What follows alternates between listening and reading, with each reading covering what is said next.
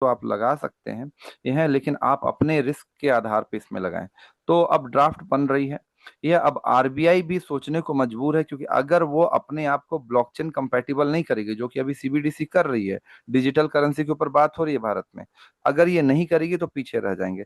तो ये मजबूरी है या फिर ये नीड है, या I can say there is a no option, you और we and RBI must have to accept the crypto in a proper manner. हाँ, रेगुलेशन आएंगे, एक प्रॉपर मैकेनिज्म फॉलो होगा, तो ऐसी कोई दिक्कत नहीं है। थोड़े उनकी समस्याएं समाधान है, मतलब समस्याएं हैं उनके। अब समाधान पे बात करते हैं। आरबीआई ने एक नियम लगाया एफआईयू के द्वारा। एफआईयू मतलब गवर्नमेंट की एक बॉडी है, जिसको फॉरेन इन्वेस्टमेंट यूनिट कहते हैं। उन्होंने ये बोला कि अगर आपको क्रिप्टो में इन्वेस्ट करना है तो आप चैनल के थ्रू जाएं। चैनल के थ्रू जाएं या फिर बिना चैनल के थ्रू भी जाते हैं तो उसको भी चैनलाइज करें। कैसे, उसको समझते हैं। उदाहरण के लिए, आप कॉइन डीसीएक्स पे आपका अकाउंट है या बाइनेंस पे आपका अकाउंट है, तो आपकी केवाईसी होगी, मतलब आपका Aadhaar card, PAN card, video KYC सभी कुछ होगा। अब आपके पास तो हमारे देश में लीगल टेंडर आईएनआर है, तो हम क्या करेंगे कि आईएनआर को डिपॉजिट करेंगे। उदाहरण के लिए 1 लाख किसी व्यक्ति ने डिपॉजिट किया। अब इस 1 लाख को जब आपने डिपॉजिट किया तो आरबीआई के पास और देश के पास ये डेटा चला गया, you have deposited the 1 lakh rupees towards the crypto exchange. मतलब आपने क्रिप्टो एक्सचेंज में ये पैसा जो है डिपॉजिट कर दिया है। अब आप जब ये पैसा डिपॉजिट कर दिए हैं क्रिप्टो एक्सचेंज में, तो ये इनपुट हो गया। अब आप उससे यूएसडीटी परचेस करें, आप उससे क्या कहते हैं आईएनआर बिटकॉइन परचेस करें, एलजीएनएस परचेस करें, वाट एवर डाई परचेस करें, जो भी परचेस करना है। परचेस करने के बाद अभी आपका पैसा आईएनआर से बदल के क्रिप्टो के रूप में आ गया, मतलब या तो यूएसडीटी में आ गया, बिटकॉइन में, एलजीएनएस में, कार्डेनो, सोलाना, वाट एवर। अब अगर आप ध्यान से सुनिएगा, ये थोड़ा समझने वाली बात है। अब अगर आप के पास उदाहरण के लिए ये एलजीएनएस है, अब अगर मान लेते हैं, या फिर आपके पास बेटर है वहां पास उदाहरण ले बिटकॉइन या इथेरियम है, तो अब अगर वहां आप अपने वॉलेट से किसी दूसरे व्यक्ति के वॉलेट में भेज रहे हैं, अब वो व्यक्ति का वॉलेट जो है वो या तो बाइनेंस का हो सकता है या किसी वॉलेट का हो सकता है, और वो व्यक्ति भारत में भी हो सकता है, भारत के बाहर भी हो सकता है।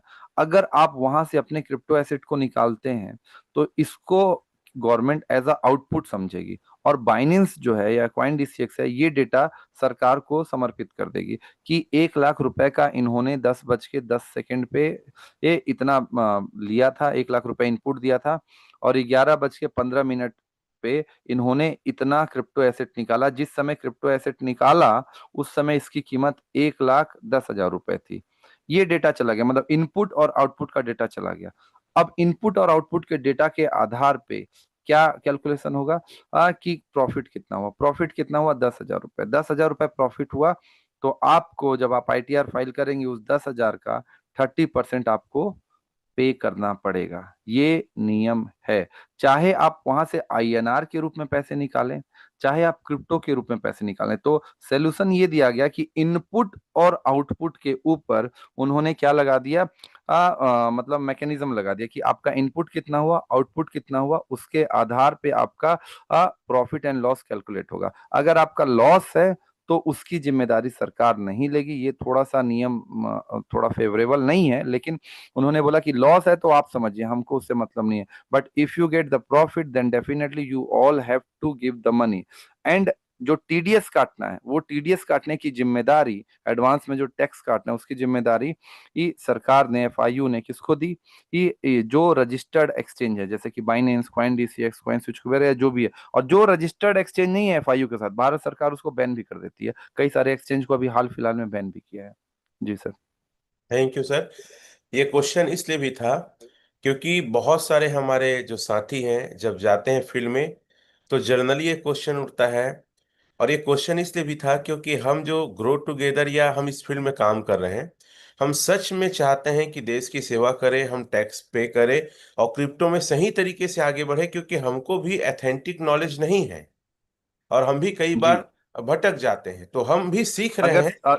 जी सर, अगर सर आप बोलेंगे तो इसमें एक दो और भी कॉम्प्लिकेशन है, मैं उसको बताना चाहूंगा अगर sure sure, why not, sure. देखिए, अगर फॉर एग्जांपल अगर कोई स्टॉक मार्केट में ट्रेड करता है, तो मैंने जेरोधा यूज किया या एंजल वन यूज किया, ग्रो यूज किया। चलिए, ग्रो बहुत लोग यूज कर रहे हैं, म्यूचुअल फंड कर रहे हैं, एसआईपी कर रहे हैं।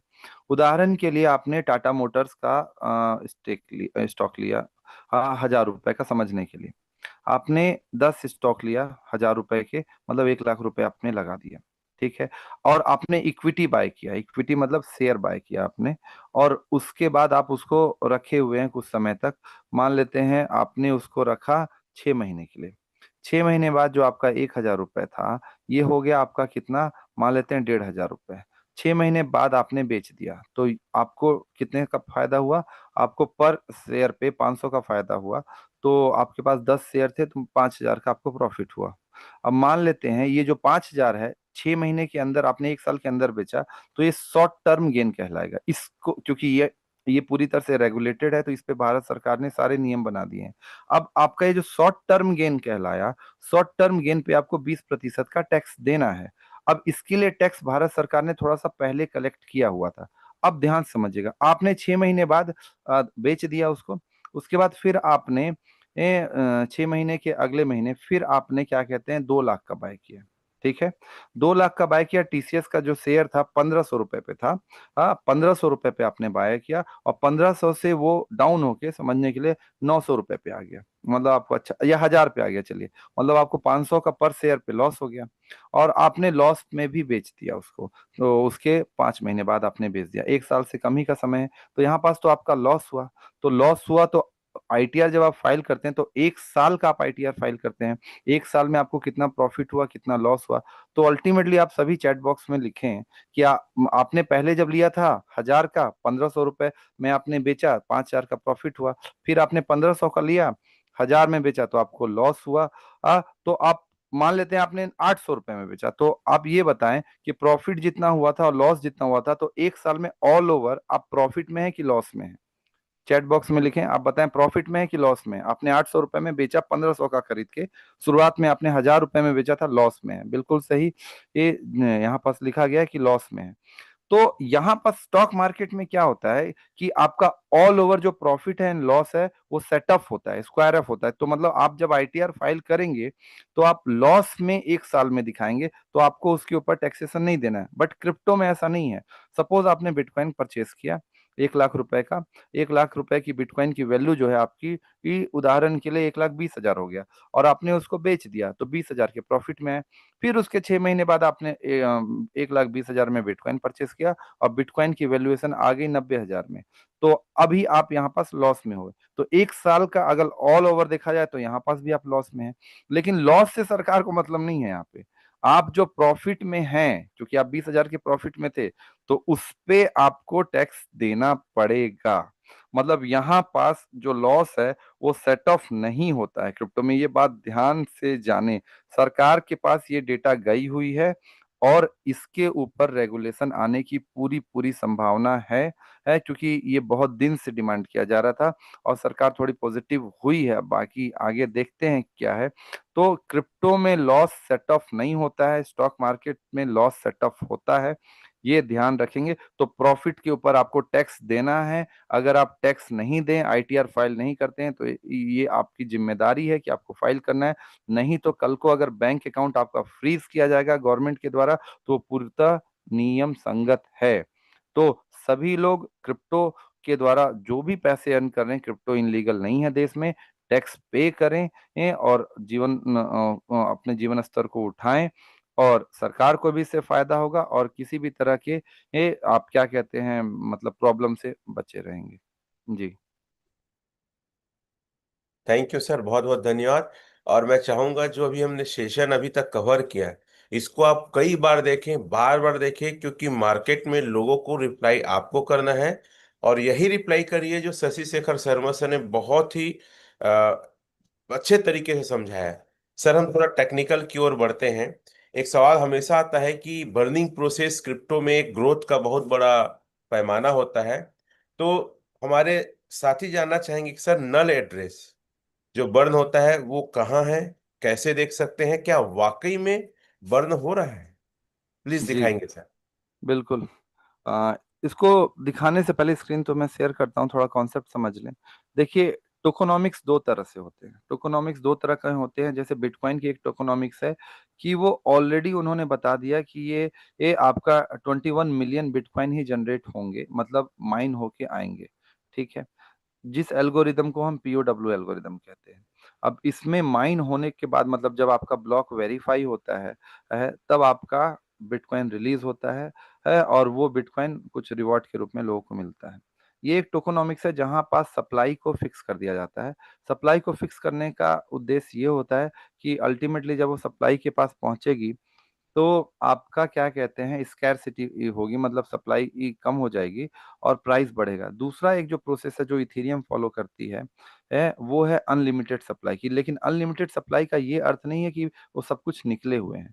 अनलिमिटेड सप्लाई का अर्थ ये है कि आपके पास एक समुद्र है जिसमें पानी है, लेकिन आपने पाइपलाइन जो आप लगाएंगे, तो पाइपलाइन लगाने के बाद ही आप जब उसमें मान लेते हैं वाटर एटीएम है आपका, जब आप उस एटीएम में पैसे डालेंगे तब पानी निकलेगा, ऐसे समझिए। तो अनलिमिटेड सप्लाई जो होती है, जैसे कि आपका ओरिजिन के पास अनलिमिटेड सप्लाई है और आपका क्या कहते हैं इथेरियम के पास अनलिमिटेड सप्लाई, क्योंकि ओरिजिन समहाउ इथेरियम के ही इस कॉन्सेप्ट को फॉलो करता है जो कि डिसेंट्रलाइज फाइनेंस का कॉन्सेप्ट है। तो डिसेंट्रलाइज फाइनेंस में क्या होता है, पीओएस एल्गोरिदम फॉलो होता है, प्रूफ ऑफ स्टेक। तो जब आप स्टेक होता है, जब वैलिडेशन होता है, तो आपके टोकन जो हैं वो मिंट होके बाहर निकलते हैं। मिंट होके बाहर निकलने के लिए आपको इनपुट देना पड़ेगा। इनपुट मतलब फंड के रूप में आपको इनपुट देना पड़ेगा, तब आपके टोकन निकलेंगे बाहर। और डिसेंट्रलाइज फाइनेंस में जब टोकन बाहर निकलते हैं, तो ऐसे तो अनलिमिटेड सप्लाई, तो बहुत सारे टोकन बाहर निकल जाएंगे। तो बहुत सारे टोकन बाहर निकल जाएंगे तो जिसकी संख्या असीमित है, सप्लाई मैक्सिमम हो जाएगी, तो उसका तो रेट खत्म हो जाना चाहिए। तो इसीलिए पीओएस एल्गोरिदम में, पीओएस मैकेनिज्म में बर्न का प्रोसेस किया जाता है। तो बर्न का प्रोसेस इथेरियम में भी है, बर्न का प्रोसेस क्या कहते हैं आपका एलजीएनएस में भी है। तो पहले तो ये मन से शंका हटा दें आप कि बर्न का प्रोसेस आपका एलजीएनएस में है कि नहीं है, because LGNS is basically the decentralize finance, like the yesterday I already have told. आज हम उस बर्न के कोड को देख लेते हैं जो रमेश सर ने अभी आप लोगों के ही प्रश्न को उठाया है। और उसके बाद आज ये बर्न एड्रेस से नल एड्रेस कहाँ होता है वो देख सकते हैं। ये है। अब देखिए एक और बात मैं बोलूंगा कि 2 धन 2 4 होता है, लेकिन 2 धन 2 को मैं 4 इंटू 1 भी लिख सकता हूँ। ध्यान समझिएगा मैं क्या बोल रहा हूँ। तो 2 धन 2 4 इंटू 1 4 ही हुआ, लेकिन एक को मैं sine square theta plus cos square theta भी लिख सकता हूँ।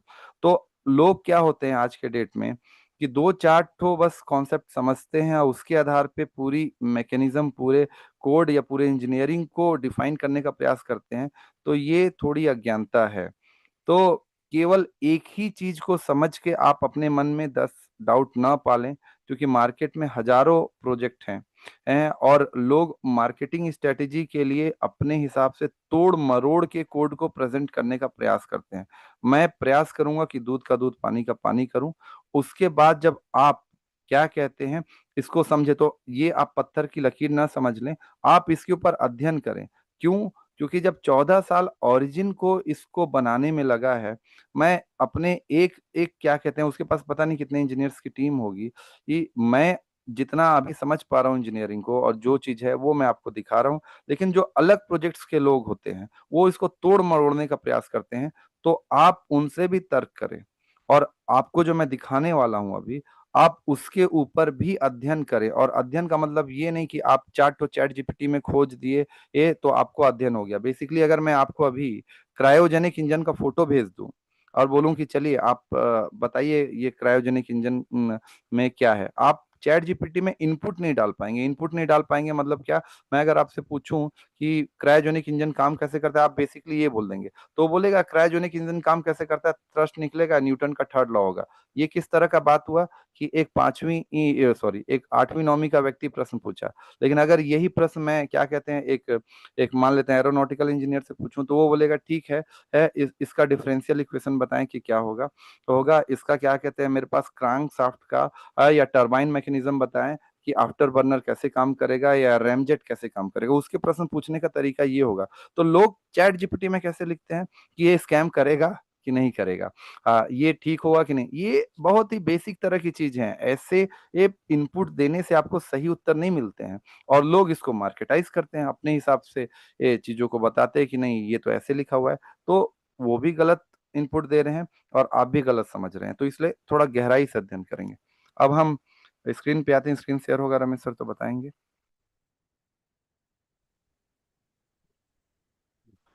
Is it my screen visible? Yes sir, screen share है।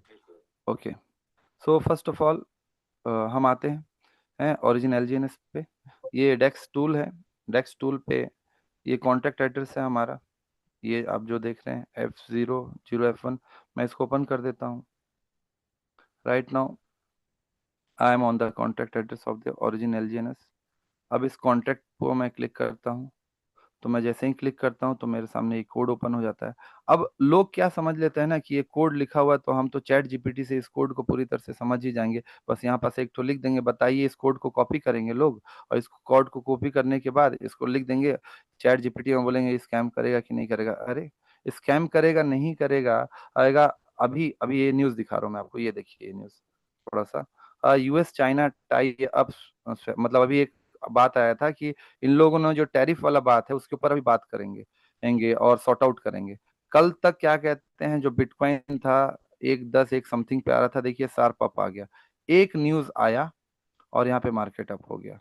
तो अब ये बताइए कि स्कैम करेंगे कि नहीं करेंगे। अभी डोनाल्ड ट्रंप ने कुछ दिन पहले क्या बोला कि हम चाइना के ऊपर 100% का टैरिफ लगा रहे हैं क्योंकि वो रेयर अर्थ मटेरियल नहीं दे रहा है।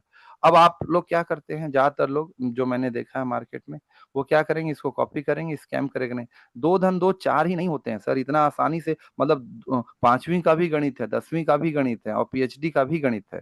तो आप ऐसे करके सोचेंगे, देखिए ऐसे करके लिख देते हैं क्या इस कोड में कुछ प्रॉब्लम है, ऐसे है।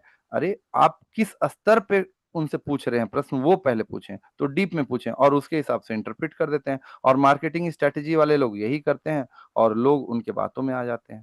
तो ऐसा ना हो। अब चलिए मैं एक कोड ओपन किया आपके सामने। बर्न के एक जगह मैकेनिज्म नहीं है, बर्न के बहुत जगह मैकेनिज्म है। बर्न के मैकेनिज्म को समझने के लिए आप समझे कि फंक्शन क्या होता है। फंक्शन का ही मेन काम होता है किसी काम को कराना। तो मैं फंक्शन पे आता हूँ। चलिए यहाँ से आप देखना स्टार्ट करते हैं। देखिए, एक सेकेंड,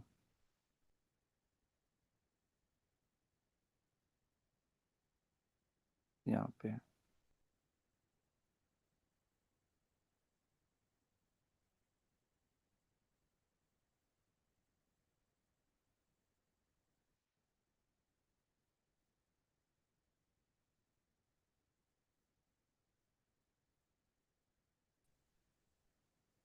शशि सर, जी जी जी, एनोटेशन आवाज को बंद आपका। कर दीजिए।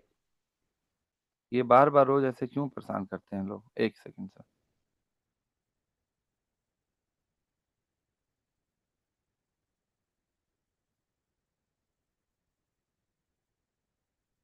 दिखने लगी स्क्रीन फिर से? एनोटेशन बंद है अभी?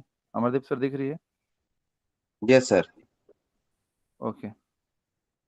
नाउ मैंने कल आप लोग को LP bond, sorry, liquidity pool के बारे में बताया था। लिक्विडिटी पूल जिसमें ट्रेडिंग हो रहे हैं, ठीक है। ये मैं कॉन्टेक्ट पे आया,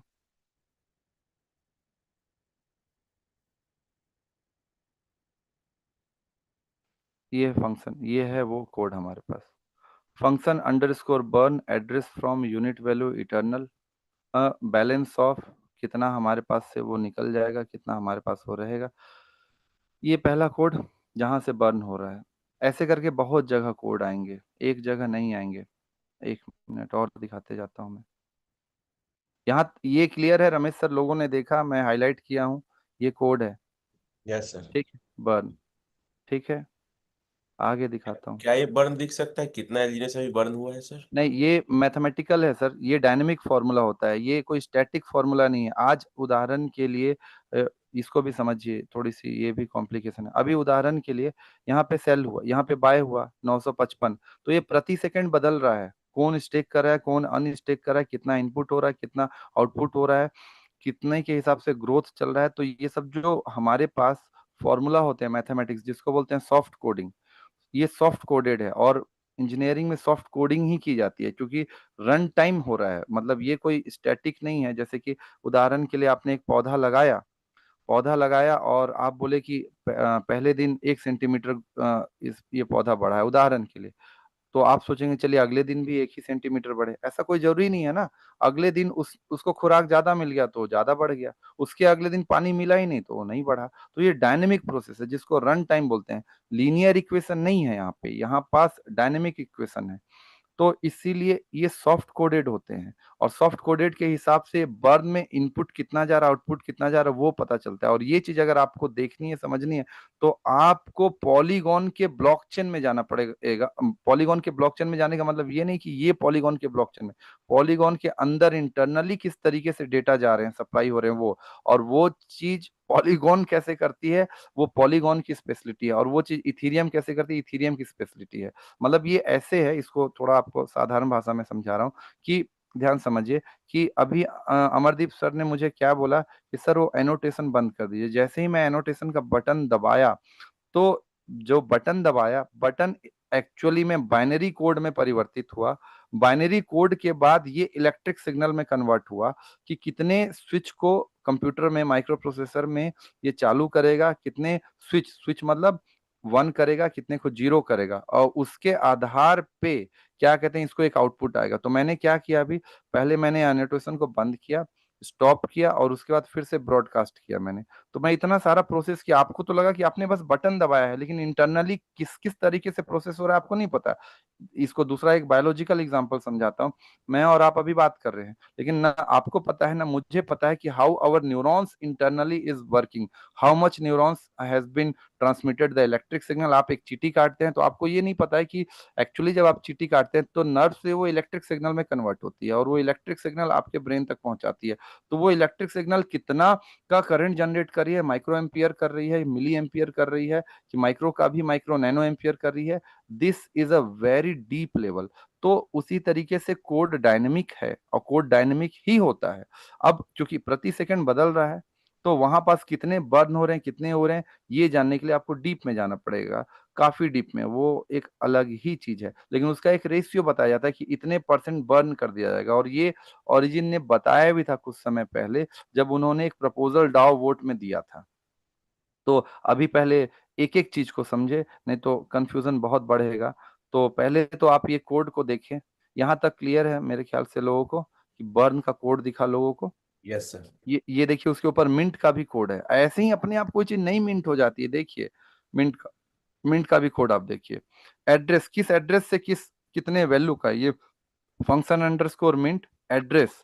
यूनिट वैल्यू मतलब कितने वैल्यू का। इटरनल का मतलब होता है कि घर का लॉकर टाइप का है, मतलब इसको प्रोटेक्ट बनाने के लिए इटरनल किया जाता है। टोटल सप्लाई से वो मिंट होके निकल जाएगी, फिर उसके बाद बैलेंस में से कम हो जाएगी। तो ये सब कोड लिखे हुए हैं। एमिट का मतलब होता है बाहर निकाल देना। और देखिए जो बार बार नल एड्रेस बोलते हैं ना, तो ये यही है एड्रेस जीरो। एड्रेस जीरो मतलब नल एड्रेस। चलिए आप जो सेकंड क्वेश्चन पूछे थे उसका भी ये आंसर दे रहा हूँ, ये है नल एड्रेस जीरो। और नल एड्रेस को और अच्छे से देखना है तो ये ब्लॉकचेन का ये नल एड्रेस है। ये भी इस नल एड्रेस में एक नहीं, जो अच्छे अच्छे प्रोजेक्ट होते हैं उनसे रिलेटेड सारे चीजें जाते हैं। तो देखिए ये मिंट होके निकली ही, तो मिंट होके निकल गई, ट्रेजरी से निकल गई, तो बाद में आपके पास आया कुछ, और बाकी सब चीजें जो मतलब कि एमिट कर देना, हटा देना है, तो वो इस नल एड्रेस पे चली गई। तो मेरे ख्याल से आपको उस प्रश्न का भी उत्तर मैंने दिया, इस प्रश्न का भी उत्तर दिया। ये देखिए, बर्न करके हटाया जा रहा है, तो फ्रॉम एड्रेस से कौन से एड्रेस पे जा रहा है, zero address. Zero is a dead address, मतलब ब्लैक होल एड्रेस। मतलब ये कहाँ पास जा रहा है, नल में, क्योंकि सप्लाई को मेंटेन करना है। If the supply is not maintain, then the scarcity will happen, और प्राइस डिक्रीज हो जाएगी। But right now we can see कि यहाँ पास जब हम आप देखते हैं, जब यहाँ पे हमारे पास रनवे आता है तो रनवे में आपको क्या दिखता है, 264.7 दिन का इनके पास फंड में वैल्यू है, रिस्क फ्री वैल्यू है। मतलब ये वाली वैल्यू इतनी ज्यादा है, और भी ज्यादा वैल्यू है, कि इसके कारण से हमारे पास अगर आज एक भी इन्वेस्टमेंट ना हो इसमें, तो भी 265 दिन तक का इनके पास फंड अवेलेबल है। और ये बहुत बड़ा होता है, क्योंकि अगर मैं 265 64 जो भी है उसको अगर मैं 30 से डिवाइड करूं, तो 7 से 8 मंथ हो जाते हैं। जो कि एक डिसेंट्रलाइज फाइनेंस के प्रोजेक्ट में, which is the community base also, क्योंकि ये कम्युनिटी बेस्ड प्रोजेक्ट भी है, और इतनी बड़ी मात्रा में इतना ज्यादा अमाउंट है इसके पास। So this is the beauty of this origin project. तो मेरे ख्याल से मैंने आपको जो कॉन्सेप्ट समझाया, कॉन्सेप्ट के बाद मैं कॉन्सेप्ट आपको क्यों समझा रहा इतना, क्योंकि अगर मैं डायरेक्ट ये कोड देता तो आप बोलते अरे पता नहीं क्या है, क्या ये सब चीज दिखा दिए हैं। तो मैं पहले आपको कॉन्सेप्ट बताया, कॉन्सेप्ट बताने के बाद कोड बताना तो मेरे लिए 2 मिनट का काम है। हाँ, लेकिन कोड को आप समझ कैसे पाते हैं, कोड कैसे करते हैं, ये इंजीनियरिंग है, ये इतना आसानी से नहीं समझ पाएंगे आप। तो ये मिंट का मैंने दिखा दिया कि मिंट कैसे होते हैं, बर्न का दिखा दिया, ये नल एड्रेस दिखा दिया, ये भी नल एड्रेस दिखा दिया, दूसरा ये जो नल एड्रेस जहां पास जाता है वो भी मैंने दिखा दिया। अब इसके बाद भी कुछ डाउट हैं तो थोड़ा अध्ययन करें और फिर उसके बाद प्रश्न पूछें। जी सर एक Ramesh sir. Thank you very much sir. एक सवाल आता है कि कई लोग एक बड़ा हैंडसम अमाउंट लगाना चाहते हैं, लेकिन वो डरते हैं कि रेट कहीं अचानक से कम हो गया तो फिर पैनिक हो जाएंगे। तो इसमें रेट मैकेनिज्म कितना लगा और कितना बेहतर इस प्रोजेक्ट के लिए बताएंगे सर प्लीज। देखिए, कल भी मैंने बताया था इस प्रश्न को। विश्व का 8वां अजूबा है कंपाउंड इंटरेस्ट। आप अपने मतलब प्रेजेंटेशन में रमेश सर हर एक क्या कहते हैं, राजा की कहानी है पुरातन भारत में, कि क्या कहते हैं, एक मतलब मतलब एक ब्राह्मण होते हैं जिन्होंने क्या कहते हैं, जिनकी ये क्या कहते हैं आर्थिक स्थिति बहुत अच्छी नहीं होती है। तो उनके जो वाइफ होती है वो बोलती है कि आप राजा से मांगते क्यों नहीं, इतना ज्ञान है आपको। तो थोड़ा सा दिमाग लगाते हैं और राजा को बोलते हैं कि हमें क्या कहते हैं कंपाउंड इंटरेस्ट के रूप में आप चावल दीजिएगा। मतलब वो तो समझते नहीं कि कंपाउंड इंटरेस्ट की ताकत क्या होती है। उन्होंने एक दाना, बोलते हैं कि आप चेस के बोर्ड में एक एक दाना डालिएगा और हर बोर्ड के बाद आप उस दाने को दुगना कर दीजिएगा। मतलब चेस में टोटल 64 खाने होते हैं। पहले खाने में एक दाना आप डाले चावल का, दूसरे खाने में दो डालेंगे, फिर तीसरे खाने में दो का दो गुना मतलब चार, फिर चौथे में चार का दो गुना मतलब कि आठ, ऐसे करके डालेंगे। तो जो कंपाउंड इंटरेस्ट होता है इतना ज्यादा वो हो जाता है 64 खाने तक, कि 32 खाने तक पहुंचने के बाद राजा का पूरा जो साम्राज्य में जितना भी चावल होता है वो खत्म हो जाता है। सही बोल रहा हूँ रमेश सर, आप दिखाते हैं ये चीज को। यस अब सर। अब कंपाउंडिंग के पावर में आप ये बोलते हैं कि सर हम एक अमाउंट डाल रहे हैं, for example whatever the amount you are giving towards the origin LGNS. आपने उदाहरण के लिए $20 पे खरीदा, मान लेते हैं $20 का प्राइस है, ठीक है। आपने $20 पे ओरिजिन एलजीएनएस का टोकन परचेस किया और $20 से प्राइस जो है वो कम होके $10 पे आ गया। अब कंपाउंडिंग हो रहा है।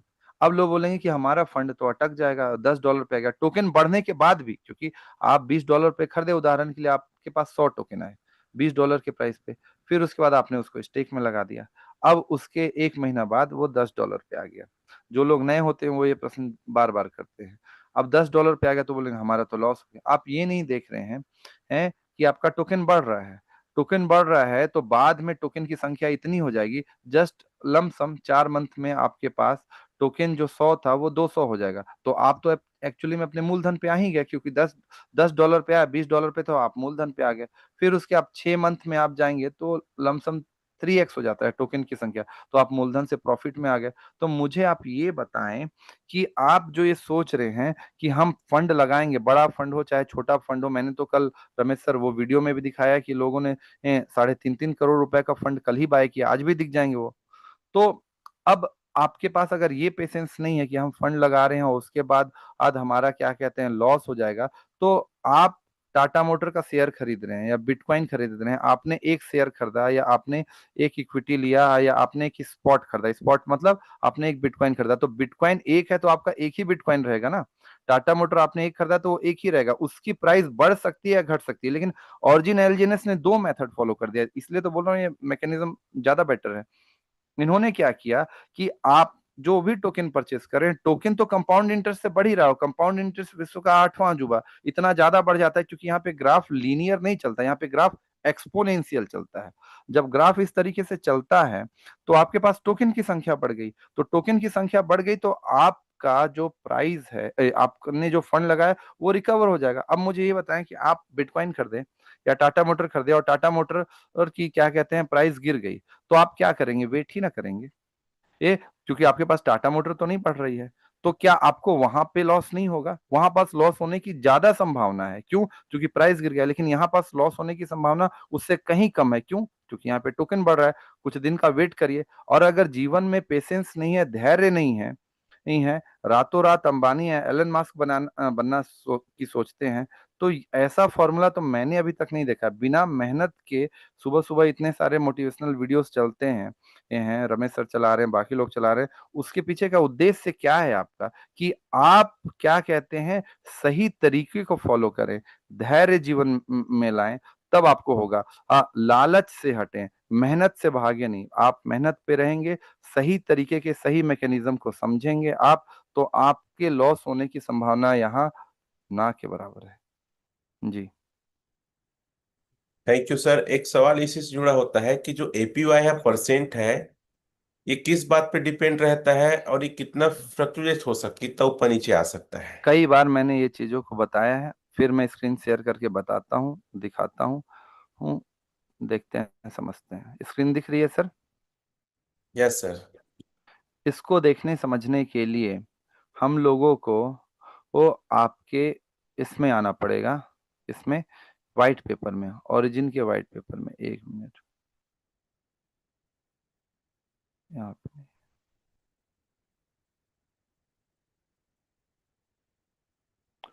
Origin eternal protocol. थोड़ा देर पहले रमेश सर आपने रेट मैकेनिज्म के बारे में और भी कुछ एक पूछा था ना, क्या पूछा था आपने? मैंने रेट मैकेनिज्म के बारे में, कितना रेट मैकेनिज्म लगा है, क्या हमारा फंड सेफ है, हाँ, क्यों अचानक ये बढ़ नहीं सकता, घट नहीं सकता? ये तो मैंने कल क्लियर किया था, कल की रिकॉर्डिंग भी है हम्म। एक थोड़ा सा उस पे बात कर लेते हैं फिर वापस। कि ट्रेजरी में आपका 56 करोड़ 68 लाख 98 हजार 233 डॉलर क्या कहते हैं रिजर्व है। रिजर्व में पेट्रोल की तरह का है, और एक एलजीएनएस एक डाई से बैक्ड है। तो अगर एलजीएनएस की प्राइस एक डाई तक पहुंचती है तो ये सारे पैसे, बहुत बड़ा अमाउंट होता है। कल मैंने आप लोग को मात्र 3.5 $3.5 मिलियन का मैंने आपको बाय दिखा था। यहाँ पास तो करोड़ों डॉलर है, इतने सारे के सारे ये क्या होंगे, डॉलर यूटिलाइज हो जाएंगे, मतलब ये ट्रेजरी बॉन्ड एक्टिवेट हो जाएगा, ये वाला मेथड। और ये पूरी तरह से क्या कर लेगा, बाय कर लेगा, और जो आपका प्राइस है अगेन बूम कर जाएगा, और सारे के सारे टोकन जो बाय करेगा उसको बर्न कर देगा। और हमने अभी तक ये देखा है कि जो प्राइस है, अगर मैं डेक्स टूल पे भी जाऊं, तो आज तक प्राइस जो है आपका 8.84 से नीचे नहीं गया। अभी नीचे डाउन ट्रेड हुआ था कुछ समय पहले, लेकिन 9.2 9.3 से ही बाउंस बैक उस प्राइस ने मार लिया। तो कम्युनिटी ही इसको डाउन नहीं होने दे रही है। और फिर भी रेट कैलकुलेशन, अगर आप यहाँ पास जाके $2 पे भी रेट कैलकुलेशन करते हैं तो आपका कोई लॉस तो होता नहीं है। यहाँ पास ये तो हर लीडर बताता है, एक साल में 100 टोकन की संख्या हो गई 1126। अरे आप $2 पे भी रखेंगे ना तो भी आपका 2x हो जाएगा। आप $1 पे भी रखेंगे तो आपका मूलधन निकल जाएगा। और अगर आप में इतना भी धैर्य नहीं है, तो जो लोग ट्रेडिंग में लॉस करते हैं, भारत सरकार के नियम अनुरूप कि 90% लोग ट्रेडिंग में लॉस करते हैं, लेकिन ट्रेडिंग वो फिर भी करते हैं, या चाहे वो फॉरेक्स में करते हैं, चाहे वो क्रिप्टो में करते हैं, चाहे स्टॉक में करते हैं, और वो उस चकाचौंध में जाके अपना पैसा बर्बाद कर देते हैं। मैं बोलता हूँ ट्रेडिंग करिए, ट्रेडिंग में कोई दिक्कत नहीं है, ट्रेडिंग करना चाहिए, हम भी करते हैं, मैं ट्रेडिंग एक्सपर्ट भी हूँ। लेकिन अगर आपके पास ₹100 है तो ₹100 में से आप केवल 20% का ट्रेडिंग करिए, क्योंकि आपका नॉलेज नहीं है उसके ऊपर। आप फंडामेंटल ड्रॉ नहीं कर पाएंगे कि चार्ट कैसे रीड करता है, कौन सा आप क्या कहते हैं इंडिकेटर्स लगाएंगे, या क्या एल्गोरिदम आप फॉलो करेंगे, और आप अपना पैसा लॉस कर जाएंगे। और ये प्रूफ डेटा है कि 90% फंड लॉस होता है। तो केवल अपने 20% का ट्रेड करें, बाकी कंपाउंडिंग में लगाएं, अच्छे अच्छे इक्विटी में लगाएं, बिटकॉइन इथेरियम में लगाएं, शेयर के अच्छे अच्छे में लगाएं, और इस तरीके से आप चलें। अगर आप एक मैकेनिज्म फॉलो नहीं करेंगे तो आपका हर जगह लॉस होगा, चाहे आप ओरिजिन में हो, चाहे आप क्या कहते हैं किसी में भी हो, स्टॉक में हो, फॉरेक्स में हो, क्रिप्टो में, हर जगह लॉस होगा। लेकिन अगर आपके पास एक स्ट्रेटेजी है तो आप अपने पैसे को लॉस होने से बचा लेंगे। तो रेट मैकेनिज्म ये था। अब एपीवाई को लेके देखिए, एपीवाई के बारे में मैंने क्या बताया था, एनुअल परसेंटेज यील्ड, ये काम कैसे करता है ये कई बार मैंने बताया है, लेकिन चलिए ये पुराने हो गए हैं। इसका बात भी ओरिजिन ने डीप में आपका यहाँ पास दिया हुआ है ओरिजिन कॉन्ट्रैक्ट इकोनॉमिक्स में। देखिए, how this mechanism create an economic fly wheel, यहाँ पास अगर आप देखेंगे तो ये एपीवाई का मैकेनिज्म है। मैं सबको डिटेल में करूंगा, बट अभी शॉर्ट में थोड़ा सा देखें। अगर सप्लाई बढ़ती है ओरिजिन एलजीएनएस टोकन की तो प्राइस घट जाएगा, ये साधारण गणित है। अगर प्राइस घटता है तो प्रीमियम लो हो जाता है, मतलब जो बॉन्ड वगैरह ये सब परचेस होते हैं इसमें, उनके प्रीमियम लो हो जाते हैं। अगर लो प्रीमियम होगा तो लोग क्या करेंगे, सोचेंगे खरीद लेते हैं भैया, क्योंकि ये रिस्क फ्री वैल्यू आ गया, RV RFV हमारे पास जो मैंने अभी आपको दिखाया था, तो इससे प्राइस इंक्रीज होने की संभावना कर दी जाएगी। अब अगर प्राइस इंक्रीज होगा तो बॉन्ड ओपन हो जाते हैं, और बॉन्ड में उनको डिस्काउंट मिलता है तो लोग बॉन्ड खरीदने लगते हैं। बॉन्ड जितना ज्यादा परचेस होगा, बॉन्ड का पैसा का बहुत बड़ा पोर्शन है ना आपका किस में जाता है, ट्रेजरी में जाता है। ट्रेजरी में जाएगा मतलब खजांची में जाएगा, मतलब प्रोटोकॉल उतना स्ट्रांग होगा, जितना ज्यादा बॉन्ड परचेस होते हैं यह उतना ज्यादा हायर APY होगा। ये एक मैकेनिज्म, लेकिन ऐसे करके और मैकेनिज्म फिर उन्होंने बताया कि हायर APY होगा तो डिमांड बढ़ेगा, तो लोग स्टेक करेंगे। गेम थ्योरी यहाँ पे लग जाएगी, जो 3-3 का स्टेक है यहाँ पे गेम थ्योरी लग जाएगा। गेम थ्योरी थोड़ी देर में मैं समझाता हूँ, समझाया भी हूँ कई बार। यहाँ पास वो गेम थ्योरी लग जाएगा।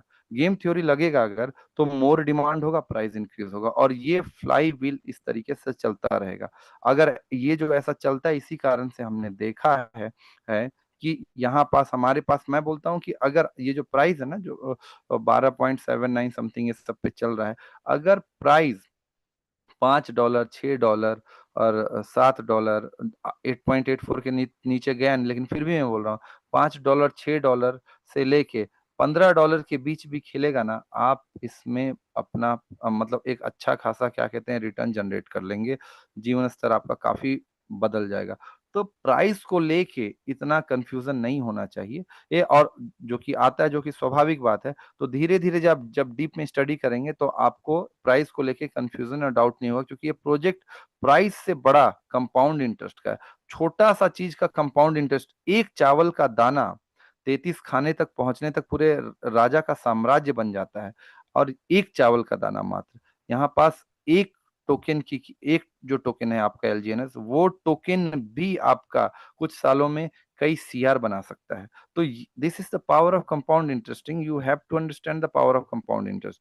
If you could decode the compound interest concept, then आप स्वयं उत्तर प्राप्त कर लेंगे कि प्राइस मैकेनिज्म से कोई दिक्कत नहीं है। फिर भी लोगों के मन में आते हैं कुछ सिंपल तरह के डाउट कि सर ये शुरुआत में तो बहुत ज्यादा प्राइस पे था, यहाँ तक गया, उसके बाद फिर ग्राफ ये हुआ। तो देखिए, जब शुरुआत में कोई प्रोजेक्ट आता है तो उस प्रोजेक्ट को फेमस करने के लिए कई प्रमोटर्स आते हैं।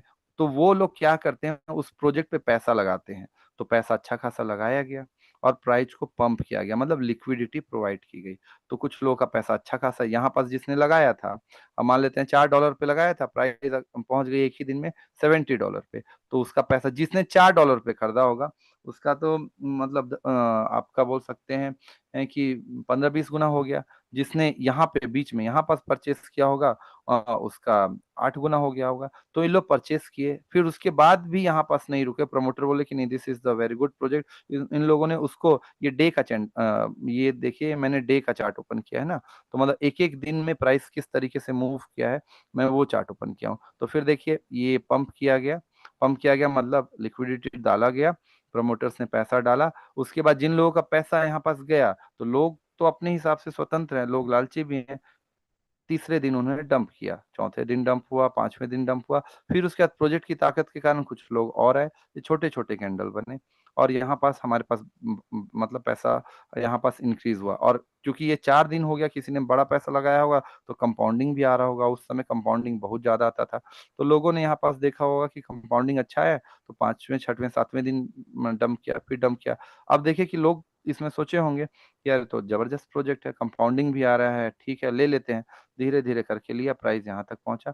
फिर उसके बाद जो लालची लोग हैं, या फिर जो भी आप समझिए, ये मैं ये शब्द उपयोग नहीं करना चाहता था, लेकिन मार्केट में इस तरह के ग्रीडी लोग बहुत ज़्यादा हैं।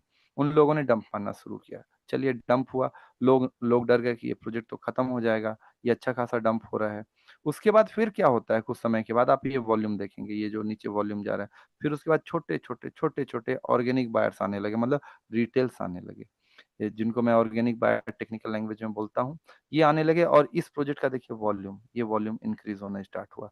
अब ये प्रोजेक्ट स्टेबल होना स्टार्ट हो गया, स्टेबल होना स्टार्ट हो गया, मतलब जो भी पंप एंड डंप का मैकेनिज्म था, पंप एंड डंप करने वाले लोग थे, वो लोग यहाँ से बाहर हो गए, वो उन लोग अपना प्रॉफिट बुक कर लिए। और उसके बाद ऑर्गेनिक बायर आ गए। ऑर्गेनिक बायर आने के बाद छोटे बड़े अमाउंट लगाने लगे, और जो हो सकता है प्रमोटर भी होंगे वो भी सोचेंगे अरे यार ये प्रोजेक्ट तो अभी भी अच्छे से चल रहा है, थोड़ा सा पैसा और लगा देता हूँ। ये देखिए इस तरह से हमारे पास प्राइस इंक्रीज हुआ, ऑर्गेनिक बायर आए, वॉल्यूम लगातार इंक्रीज होता गया और ये प्रोजेक्ट चलता गया। तो रेट का मैकेनिज्म इतना स्ट्रांग कि अब इसमें पंप एंड डंप उस स्तर पे इसलिए नहीं हो पाता है क्योंकि यहाँ पास जो यहाँ पे सर बार बार मैं बोलता हूँ, जो लिक्विडिटी आप देख रहे हैं ना, ये 430.7 मिलियन, फिर आप ये जो मार्केट कैप देख रहे हैं, ये इतनी बड़ी लिक्विडिटी है कि सच में इसको कुछ खास फर्क ही नहीं पड़ रहा है बाकी के कम्युनिटी बेस्ड प्रोजेक्ट से, पंप एंड डंप से। पंप एंड डंप होगा, लोगों का विश्वास ऐसा बढ़ गया है कि ये फिर से क्या कहते हैं इंक्रीज हो जाएगा। अभी $9 पे जब रेट जाने लगा था, लोग सोच रहे ये तो खत्म हो गया, ये खत्म हो गया भाई एकदम। बहुत सारे लोग निकाल लेते हैं पैसा, और जिन लोगों ने उस $9 पे खरीदा है, उनका पैसा तो आज मेरे को लगता है 1 से 2 महीना में ही 1.5 से 2 गुना हो गया होगा। एम आई राइट रमेश सर? बिल्कुल सर, बिल्कुल। अब आगे बढ़ते हैं यहाँ पास। तो एपीवाई को लेके आप जो डाउट है, क्योंकि आप लोगों ने मैकेनिज्म ही नहीं पढ़ा है कि ये मैकेनिज्म कैसे करता है। ये एक मैकेनिज्म है, इसके बाद का मैकेनिज्म है द गेम थ्योरी, और द गेम थ्योरी के बाद का मैकेनिज्म है हाउ मच होल्डर्स। अब लोग अपने हिसाब से मैथमेटिक्स बना देते हैं। क्या बनाते हैं पता है? मैथमेटिक्स, कि इतने होल्डर हैं तो इतने के हिसाब से इतना वॉल्यूम होना चाहिए। वो ये नहीं जान रहे हैं कि प्रतिदिन बर्न हो रहा है, प्रतिदिन क्या कहते हैं बफर एड्रेस पे है। वो अपने हिसाब से क्या मैकेनिज्म बनाते हैं कि इतने एलजीएनएस $4 पे इतने एलजीएनएस डिप्लॉय हुए थे, इतना करंट इंडेक्स है इसका, तो इतने आज हो जाने चाहिए। ये इतने हो जाने चाहिए तो इतने क्यों नहीं, इससे ज्यादा क्यों है? गणित को सोचते हैं कि बस 5वीं तक का ही गणित गणित है, उसके ऊपर तो गणित होता ही नहीं है। वो ये नहीं समझ रहे हैं कि जिस दिन यहाँ पास, उदाहरण के लिए चलिए मैं स्टेक में आता हूँ, ये नहीं समझते हैं कि जिस समय $4 पे खरीदा गया होगा, उस समय करंट इंडेक्स 1 था 2 था, उसके बाद कितने बर्न हुए होंगे, क्योंकि कोड तो पहले से ही डिप्लॉय है। कितने क्या कहते हैं टरबाइन में गए होंगे, कितने वेब स्पाइडर में गए होंगे, कितने वहां पास ऐसे पड़े हुए होंगे, कितने प्रोटोकॉल ने ट्रेजरी ने बाय किए होंगे। वो ये सब गणित नहीं देख रहे हैं, बस अपना 4 8 वाला गणित लगा देते हैं, और उसके हिसाब से मार्केट को भी ये निगेटिव बताने का प्रयास करते हैं। मैं कोई पॉजिटिव नहीं बता रहा हूँ यहाँ पर, मैं आपके सामने ओपन करने का प्रयास कर रहा हूँ कि सीखा कैसे जाता है, समझा कैसे जाता है, जिज्ञासा को शांत कैसे। अगर आप में जिज्ञासा है तो उसको ट्रांसपेरेंट पारदर्शिता के साथ समझे ना। अगर आप मन में पहले से ही ये भाव बना लिए हैं कि ये नहीं, ये तो ऐसा ही होना चाहिए, so you already have made some kind of conclusion in your mind and you are just trying to verify your conclusion, you are not trying to get the actual answer. So actual answer में APY बढ़ रहा है घट रहा है, current index इतना हो रहा है, तो एपीवाई बढ़ने के घटने के पीछे ये मैकेनिज्म लगा हुआ है, फ्लाई व्हील। और फ्लाई व्हील के अलावा आपके पास ये गेम थ्योरी लगा है। मैं गेम थ्योरी फिर से समझाऊंगा आज। आज ये गेम थ्योरी को एक्सप्लेन करूंगा मैं, प्लेज क्या है, बॉन्ड क्या है, सेल क्या है, स्टेकिंग क्या है, 303 क्या है, 1,3 क्या है, समझाता हूं मैं थोड़ी देर में। तो लोग इस तरीके से जो अपने हिसाब से मैनिपुलेशन के साथ समझने का प्रयास करते हैं ना, तो उसके कारण वो अपना भी लॉस करते हैं और बाकी लोगों का भी लॉस करते हैं। तो इसको थोड़ा समझे। अब होल्डर्स की संख्या अगर ज्यादा होगी, जो कि अभी देख रहे हैं आप कि ये होल्डर्स की संख्या बढ़ रही है, यहाँ पास 1 मिनट, यहाँ पे दिख जाएगा आपको। ओ, ये होल्डर्स की संख्या आपके पास थोड़ी सी बढ़ रही है। कहाँ गया होल्डर्स? ये थोड़ा सा अभी, हाँ, 1.57 मिलियन होल्डर्स, मतलब लगभग 15,70,000 होल्डर्स हो गए हैं। ये हालांकि ब्लॉकचेन से देखेंगे तो ज्यादा सही होगा, कैसे देखना है किसी और दिन हम बता देंगे। तो ये डेटा अगर मान लेते हैं अभी सही है, तो लगभग 16 लाख होल्डर्स हुए। तो जितने ज्यादा होल्डर्स होंगे, तो एपीवाई का जो मैकेनिज्म होता है कि रिवॉर्ड इकोसिस्टम में लोगों के ऊपर डिस्ट्रीब्यूट होता है, तो एपीवाई थोड़ी कम होती है। लेकिन मैं बोल रहा हूँ एपीवाई कम होती भी है तो भी आज तक आपने 0.2 से नीचे जाते हुए देखा क्या? नहीं देखा है आपने 0.2 से नीचे जाते हुए। अगर मैं इस एपीवाई को, आ जाते हैं 0.2 ही कर देता हूँ, मान के चलिए 0.2 है लमसम, और मैं यहाँ पास 100 करता हूँ, और यहाँ पास मैं 1 साल करता हूँ, 944। अरे 9 गुना हो रहा है टोकन की संख्या। आप लोग का दिमाग उमाग ठीक है थोड़ा? 5 साल में म्यूचुअल फंड में पैसा 2 गुना होता है क्या कहते हैं, पोस्ट ऑफिस में पैसा को 2 गुना होने में 10 साल लग जाता है। जब यहाँ पास एपीवाई अपने निचलिम स्तर पे होगी 0.2 पे, तो भी पैसा 7 से 8 से 9 गुना पैसा, मतलब टोकन हो रहा है। अब टोकन का प्राइस जो भी हो, मतलब आपका फंड तो भी 2 गुना हो रहा है, 3 गुना हो रहा है। आप लोग मतलब कितना मतलब आप लोग सोचने लगते हैं, मतलब ये तो वही वाला हिसाब है कि पहले हमारे पास कुछ नहीं था, हम क्या कहते हैं खेत में काम कर रहे थे या फिर हम जो भी चीज़ कर रहे थे, अब अचानक से पैसा आ गया तो हम अपने क्या कहते हैं आधार को ही भूल जाते हैं कि आधार क्या है। ये 7 से 8 गुना आपके पास टोकन हो जा रहे हैं साल भर के अंदर में। प्रोजेक्ट 5.5 बिलियन पे पहुँच गया है और आप बोलते हैं, आप सोचते हैं कि अरे ये तो बहुत कम दे रहा है। तो जाइए उस तरह के प्रोजेक्ट में, जिस तरह के प्रोजेक्ट में बोलेंगे कि आपका 1% आ रहा है, 3% आ रहा है, 4% आ रहा है और उसके बाद क्या होता है आपका वो प्रोजेक्ट 1 महीना बाद, डेढ़ महीना बाद स्कैम करके भाग जाता है। तो जाइए ना रिटर्न के चक्कर में। रिटर्न के चक्कर में प्रोजेक्ट के मैकेनिज्म को नहीं समझेंगे, लॉस करके आएँगे। वहाँ भी लॉस कराएँगे, यहाँ पे भी लॉस कराएँगे, सब जगह लॉस कराएँगे। क्यों? क्योंकि आप में धैर्य नहीं है, आप में चीज़ों को समझने की ललक नहीं है, इच्छा नहीं है। तो और आप रातों-रात सोच रहे हैं अंबानी बन जाएँ। एलन मस्क के वीडियोज़ देखिए, वे और भी लोगों के वीडियो देखिए, 7th क्लास से कोड कर रहा है, उसके बाद से सोच रहा है। स्पेसएक्स की जब कंपनी बनानी थी उसको, तो उसने क्या किया था, अपने घर को गिरवी रख दिया था, अकेले काम पे उठा हुआ सोचा था और उसने एक कमिटमेंट किया है कि मैं अपनी क्या कहते हैं डेड बॉडी को पृथ्वी पे नहीं रहने दूँगा, मैं मरूँगा तो मंगल ग्रह पे ही मरूँगा, ये कॉन्फिडेंस है। वो कॉन्फिडेंस कहाँ से आता है? जब उतना मेहनत होता है और लोग यहाँ पर सोचते हैं कि हम तो रातों-रात एलन मस्क ही बन जाएँगे। जैसे कि एलन मस्क के पास तो इंजीनियर्स नहीं है, एलन मस्क के पास बुद्धिजीवी इंटेलेक्चुअल्स नहीं है, बिज़नेसमैन नहीं है, इकोनॉमिस्ट नहीं है कि जो उनको ये समझा नहीं पा रहे होंगे। तो थोड़ा-सा सोच को बढ़ाएँ सर। देख रहे हैं यहाँ पास कितनी वैल्यू हो रही है। मैं बोल रहा हूँ इसको और आधा कर दें, इसको 4 गुना इसको ना आधा कर दें तो भी ये कितना हो रहा है 4x हो रहा है। 4x 1 साल में। मैं बोल रहा हूँ टोकन की प्राइस गिर भी जाएगी तो भी 2x होगा। 2x पैसा कम होता है इतने बड़े प्रोजेक्ट के लिए जहाँ पास इस तरीके से आ रहा है, आपको स्वयं सोचना है। आगे बढ़ते हैं रेट मैकेनिज़्म के पे गेम थ्योरी पे। मैं गेम थ्योरी कंटिन्यू करूँ सर कि ज़्यादा हो गया? नहीं, करिए कंटिन्यू, कोई दिक्कत नहीं सर। ठीक है। गेम थ्योरी को मैं फिर से समझा रहा हूँ। मेरे को एक एग्ज़ाम्पल बहुत अच्छा लगता है किसान वाला। आप एक गाँव में हैं, मान लेते हैं, आप उस गाँव में निवासी हैं, मैं हम सभी उस गाँव की पॉपुलेशन 1000 है। वहाँ पास 2 बड़े किसान हैं और उन दोनों का ही क्या कहते हैं आपका ज़मीन भी है। सॉरी उनका ही दुकान भी है। उन दोनों ने क्या कहते हैं चावल उगाया, वो सबसे बड़ी मात्रा में चावल वहीं उगा। तो 100 बोरा चावल पहले किसान ए ने स्टेक किया मतलब रखा अपने पास और दूसरे किसान ने भी 100 बोरा रखा। दोनों किसान आपस में बात करते हैं, बोलते हैं इस साल पानी वगैरह काफ़ी कम पड़ा है, अकाल की स्थिति थी, तो बहुत ज़्यादा मेहनत लग गया है चावल-ओवल को मतलब उगाने में। तो इस बार हम लोग का मेहनताना बहुत है और जो सरकार का जो प्राइस है वो काफ़ी कम है और लोग उससे भी कम प्राइस देते हैं। तो हम लोग क्या कहते हैं सप्लाई को थोड़ा मेंटेन करेंगे ताकि हमारा मेहनताना निकल सके। Whatever the hard work we have done we must have to get the reward of that hard work. तो इसलिए उन्होंने क्या किया कि 50 बोरा किसान ए ने, 50 बोरा दूसरे किसान ने स्टेक कर दिया। तो सप्लाई 200 की होनी चाहिए थी लेकिन सप्लाई कितने की हो गई? 100 की हो गई। तो अब लोग आ रहे हैं क्योंकि लोग तो 1000 हैं। अब जब लोग 1000 आ रहे हैं वहाँ पास, तो लोग जब परचेज़ करने जाएँगे तो सप्लाई कम हो गया। तो सप्लाई कम हो गया वहाँ पास, तो प्राइस क्या होगा? हमारा इंक्रीज़ होगा। तो यहाँ पास आप देखिए ये मैट्रिक्स है, 3 क्रॉस 3 का मैट्रिक्स है, जिन्होंने मैथमेटिक्स पढ़ा है, वो समझ सकते हैं और जिन्होंने मैथमेटिक्स नहीं जाना है, तो भी बहुत आसान है और ये रो मान लेते हैं ये आपका रो है और ये क्या है? ये नीचे वाला ऐसे वाला कॉलम है। रो एंड कॉलम मतलब पंक्ति और स्तंभ में इसको क्या कहते हैं? रिप्रेज़ेंट किया गया है। तो अगर पहला व्यक्ति, पहला किसान और दूसरा किसान दोनों ही स्टेक करते हैं, तो इसको 3, 3 बोलते हैं। तो इसके कारण स्टेक कर रहे हैं, अब अगर वो स्टेक बॉन्ड में करते हैं, तो और फ़ायदा होता है। अगर दोनों ही स्टेक करते हैं, तो इससे क्या होगा सप्लाई मेंटेन रहेगी और क्या कहते हैं रेट और जो रेट छोड़िए एपीवाई, रेट गलत मैं बोल दिया एपीवाई, एपीवाई बढ़ती है।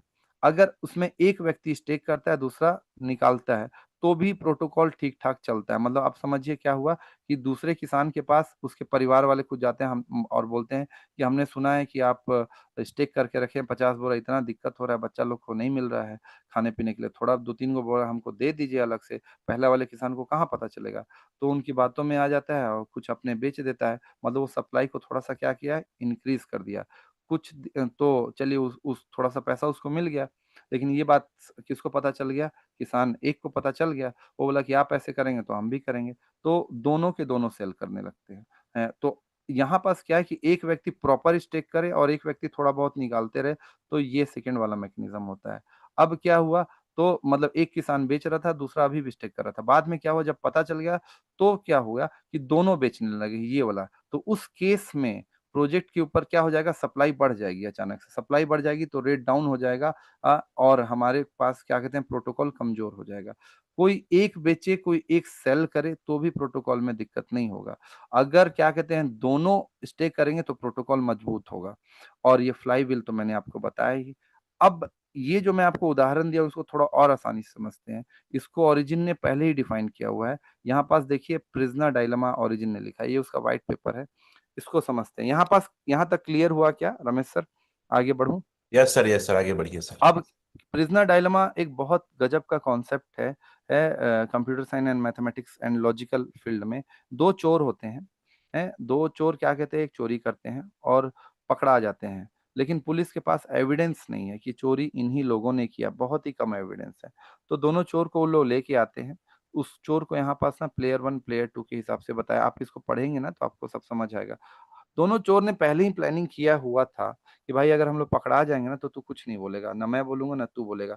जब हम दोनों कुछ नहीं बोलेंगे तो पुलिस के पास क्या कहते हैं सबूत नहीं होगा, और हम लोग कुछ समय के इंट्रोगेशन के बाद, 1 महीना 2 महीना के इंट्रोगेशन के बाद छूट जाएंगे, बच जाएंगे दोनों भाई बाहर। तो बोले ठीक है भाई। पकड़ा गया। पुलिस ने दोनों से बहुत पूछा, दोनों लोग बता ही नहीं रहे। पुलिस ने दिमाग लगाया। पुलिस ने बोला कि एक काम करते हैं, ये दोनों को अलग अलग कमरे में ले जाओ। पहले प्लेयर 1 को अलग कमरे में ले गया, दूसरे प्लेयर को भी अलग कमरे में ले गया। अब पहले प्लेयर को एक ऑफर दिया कि भाई, मतलब प्लेयर मतलब चोर को ऑफर दिया कि अगर आप बता देते हो तो तुमको छोड़ देंगे, उसको साल भर के लिए सजा हो जाएगी और तुम गवाह बन जाओ। और ये बात उसने बोल दिया। वो बोला ठीक है मैं सोचता हूँ। और यही ऑफर उसने दूसरे चोर को भी दे दिया कि तुम अगर बता देते हो कि चोरी कैसे कैसे किए थे, कहाँ कहाँ क्या है, माल कहाँ छुपाए हो, तो तुमको बचा देंगे, उसको छोड़ देंगे। बोला ठीक है। और दोनों को समय दे दिया। अब दोनों ने जो प्लानिंग किया हुआ था कि भाई हम दोनों को कुछ नहीं बोलना है तो हम लोग निकल जाएंगे, लेकिन पहला वाला व्यक्ति के मन में चोर आ जाता है, बोलता है अगर मैं नहीं बोलूं और वो बोल दिया तो, अगर वो बोल देगा तो मेरे लिए फंस जाएगा। वही पता चला पूरा माल लेके पार हो गया, बता भी दिया कि यही चोरी किया था पहला वाला, और पूरा माल लेके पार हो गया और पुलिस को भी मूर्ख बना दिया। दूसरा वाला भी सोचेगा पहला वाला बोल दिया तो ये जो इनसिक्योरिटी है, ये डायलेमा है। डायलेमा मतलब असमंजस की स्थिति है, कंफ्यूजन है। तो उसी को बताया। अगर दोनों चोर नहीं बोलते, मतलब दोनों स्टेक करते, मतलब क्या हो जाता है 303, तो दोनों बाहर निकल जाते। दो में से कोई एक बोलेगा तो एक तो क्या कहते हैं जाने ही वाला है। एक 12 मंथ का गया और एक मान लेते हैं बच गया, तो प्रोटोकॉल चलेगा। लेकिन इन अगर दोनों ने क्या कहते हैं, और एक कंडीशन ये है कि दोनों ने बोला कि यहाँ चोरी किए थे, यहाँ पुलिस का काम आसान हो गया, तो दोनों के दोनों चले जाएंगे 1-1 साल के लिए। और पूरा का पूरा जो भी उन्होंने मेहनत से पैसा बनाया था, चोरी किया था, हालांकि वो गलत बात है लेकिन एक उदाहरण है क्योंकि इट्स अ गेम थ्योरी। तो वहां पास क्या होगा कि वो दोनों पकड़ा जाएंगे और पुलिस को रिकवर कर लेंगे। यही एग्जाम्पल किसान वाला मैंने आपको दिया कि अगर दोनों स्टिक करते तो प्रोटोकॉल मजबूत होता और एपीवाई बढ़ता है, और अगर वो बॉन्ड में परचेस होता है तो एपीवाई बढ़ता है। दो में से कोई एक स्टिक करता है, एक बेचता है, तो भी एपीवाई ठीक ठाक चलता है।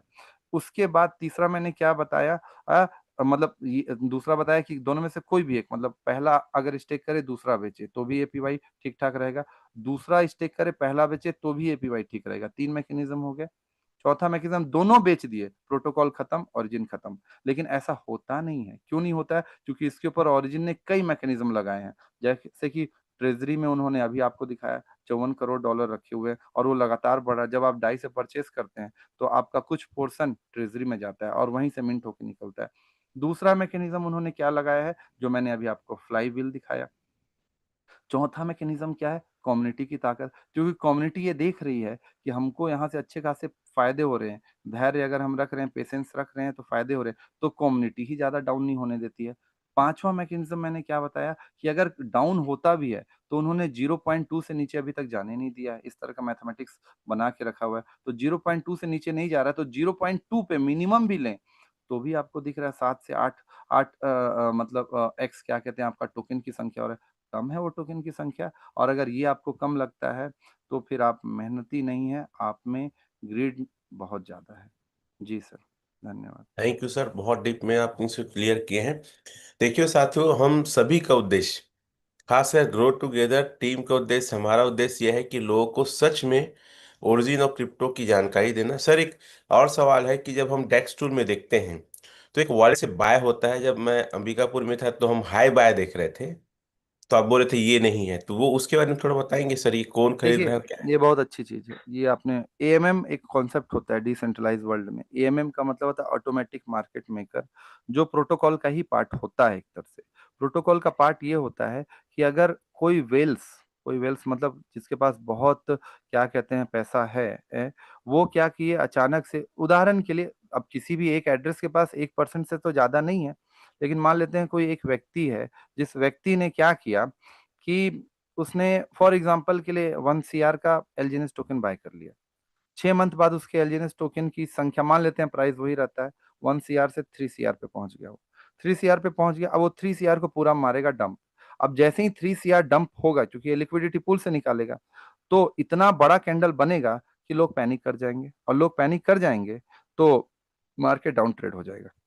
तो इस मैकेनिज्म को मेंटेन करने के लिए एक एएमएम होता है। एएमएम मतलब ऑटोमेटिक मार्केट मेकर। वो एक ऐसा एड्रेस होता है जो प्रोटोकॉल मतलब नियम से लिंक होता है, जिसके पास जो फंड का आदान प्रदान करता है रेट को, वो और मार्केट को थोड़ा मेंटेन करने के लिए। वो 100% सही नहीं हो सकता, क्योंकि अब साफ साफ बात है, वो क्या करता है कि वो अपने आप से बाय करता है। वो एक मैथमेटिकल फॉर्मूला होता है, 3 साढ़े 3 करोड़ का बाय कर दिया, 1 करोड़ का बाय कर दिया, और जब प्राइस बहुत ज्यादा बढ़ रहा है तो वो सेल कर दिया, मेंटेन करने का, ताकि एक एक साथ प्राइस बहुत तेजी से ना बढ़ जाए, एक साथ प्राइस बहुत तेजी से डाउन ना हो जाए। तो इसको बोलते हैं ऑटोमेटिक मार्केट मेकर।